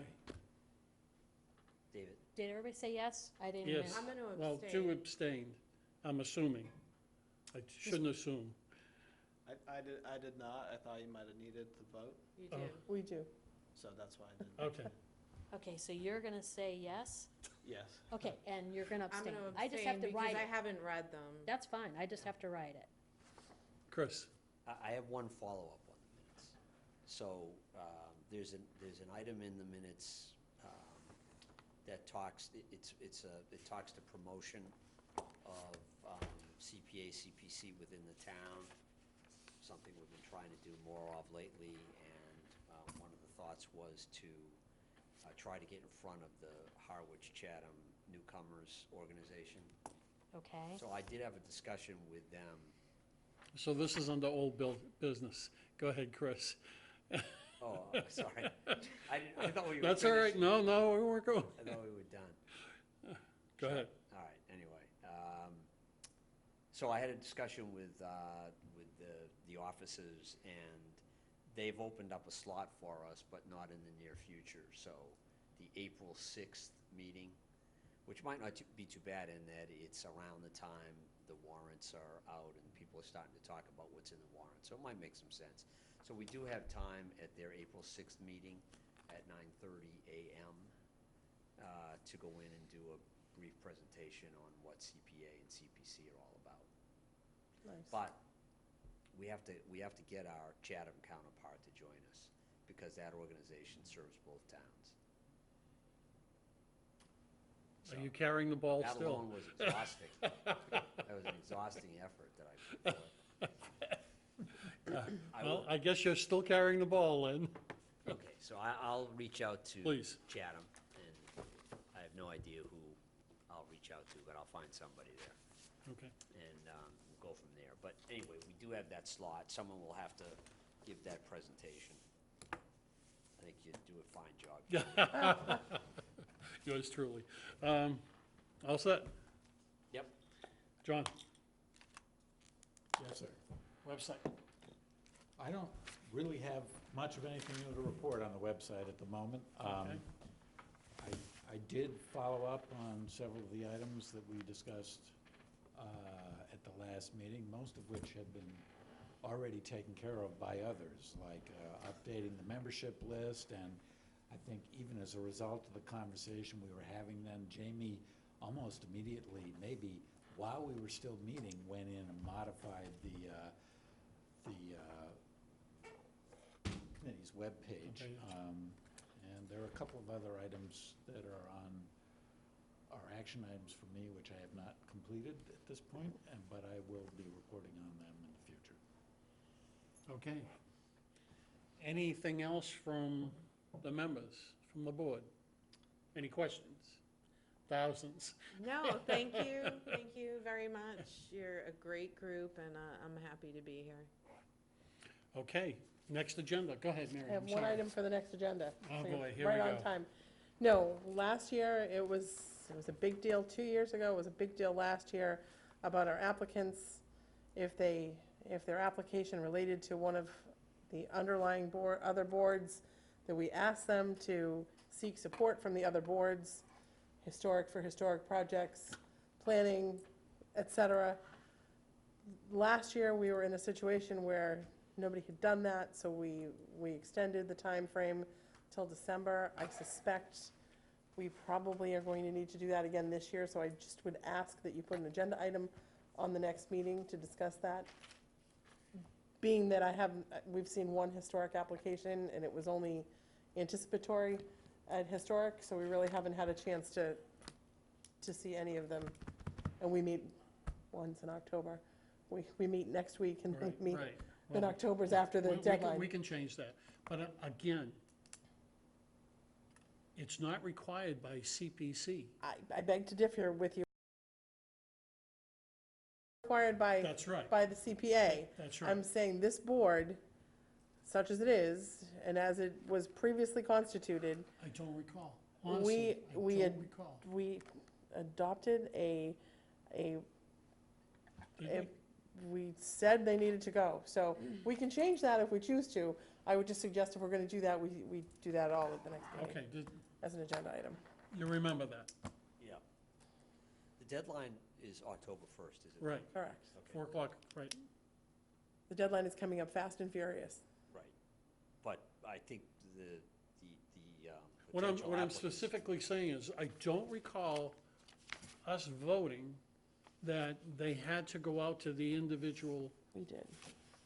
And we told them last year that. entities to get approval from them or some kind of request for support. we told them that- Because I know I researched that through the CPA, and it's not, Correct, it is not a requirement of the It's not a CPA, I agree requirement. with you. However, this board I had just- said it was a yes, I have. requirement. No, this board, we sat here and it was, I believe my predecessor and as the planning rep was vociferous in his support of that happening, and we had said we'd give people the opportunity, and I think we used it as a I don't recall criterion Jim as to whether. arguing that point. He did. I think Mary's right, as best as I can recall, but I guess the question is, And maybe we keep do we it, need it? I mean, maybe we really- do, maybe we don't. For me, I think it is helpful from, if you've got a historic application coming before you, it's important to know that the historic commission does or doesn't support it. I think that's how we've used it in the past, at least in my experience. And we also asked for rank one year. We asked for those for the commissions to rank them in order of support for second, third. Go ahead, Chris. The application still does have a line for that signature, does it not? I don't think think it does. Yes, it does. So I suppose, just thinking out loud, if somebody came to the table with an application by October 1st and didn't have that signature, it doesn't necessarily have to exclude them from being able to present their application, but they would have to be instructed that they have to get that signature before things are finalized. So if I recall correctly, the argument we initially had last year was that they were supposed to have it before they came in, and if they didn't, then it was a, All right. I'm not disagreeing. I want to understand the argument. so the argument was if you're dealing with affordable housing money, you're dealing with open space and recreation money, you're dealing with historic preservation money, and I think the underlying notion was, geez, there's a historic commission, there's, conservation, open space, real estate open space, and there's, affordable housing committees in town, and perhaps they should be given an opportunity to pipe in with their support or lack thereof on some of the applications to spend that money. That's all well and good, but is that the final process in defining whether or not that application goes forward? No, with this board? not at all. So, I think it's a criteria that you can use when you're evaluating it, though. Why don't we just, if an application comes in and it doesn't I have that mean, I didn't want this to get into a whole discussion, because I wanted it to, it's No, not agended, I wanted it to be on agenda for next week, okay. for next Can I- meeting. John. Can I just ask, presumably if there was a vote, there are minutes which record the discussion that surrounded the vote and the vote. So, Want me to send those to y'all? yeah, that would September. be fantastic. I Should be think so that- September. So that, But- when we discuss this at the next meeting, we'll all have a little of that background in mind. But the next meeting is going to be held after the application deadline. Correct. So it almost seems immaterial what happened last year. I think what you really need is a decision this year. If an application comes in and it doesn't have that signature, it doesn't mean the application should get rejected, but the applicant should be told that they have to get that signature before they come in and present to the entire committee. That would seem to be a pretty easy way to clean it up. I just was asking for an agenda item. I didn't want to talk out of, off agenda. It's on the, you have it written down for? Yeah, put it on the. Okay, that's fine. Yeah, would you please, if you have an opportunity Go to ahead find and the send minutes? it. Yeah. Say what? If you find the minutes, Yeah, that's not a problem, but what about Chris? But he just said it's after the point. we'll argue that at the next meeting. I'm not 100% sure, but Think it's didn't we September. also say that we would handle its applications, issues by application? It comes up to a percentage, what the weight of that, I don't remember, I think it's I want to say it's the September. Yeah, no. It's the September Yeah. meeting minutes. No, I remember the whole gym thing. What I meant was, but I think you also made a decision for this last application not to include that statement. that's what I, Because it wasn't at the September meeting. Maybe I wasn't 2018. here. It was when we were talking about the application, this year's application, before Kathleen submitted it all to the Maybe world. I wasn't here, it's entirely possible. I think that the whole plan was that we would handle each individual's application's issues by as as they came in, whatever that issue would be, and that's the reason that line was cut from this year's application. I thought that line was still in it, but okay, that's we're okay. gonna have to look. I'll look. Would you find the minutes, please? Yeah, Thank you. and I'll send those to y'all. All right. Can you check the application too, Jan? It's right online, that's pretty easy. I'm can not do gonna that hold you really here tonight to fast. go and look at the application. All right, is there any other questions? And I have a motion to adjourn. Motion to adjourn. Second. All in favor? Aye. We're going. Thank you very much, folks.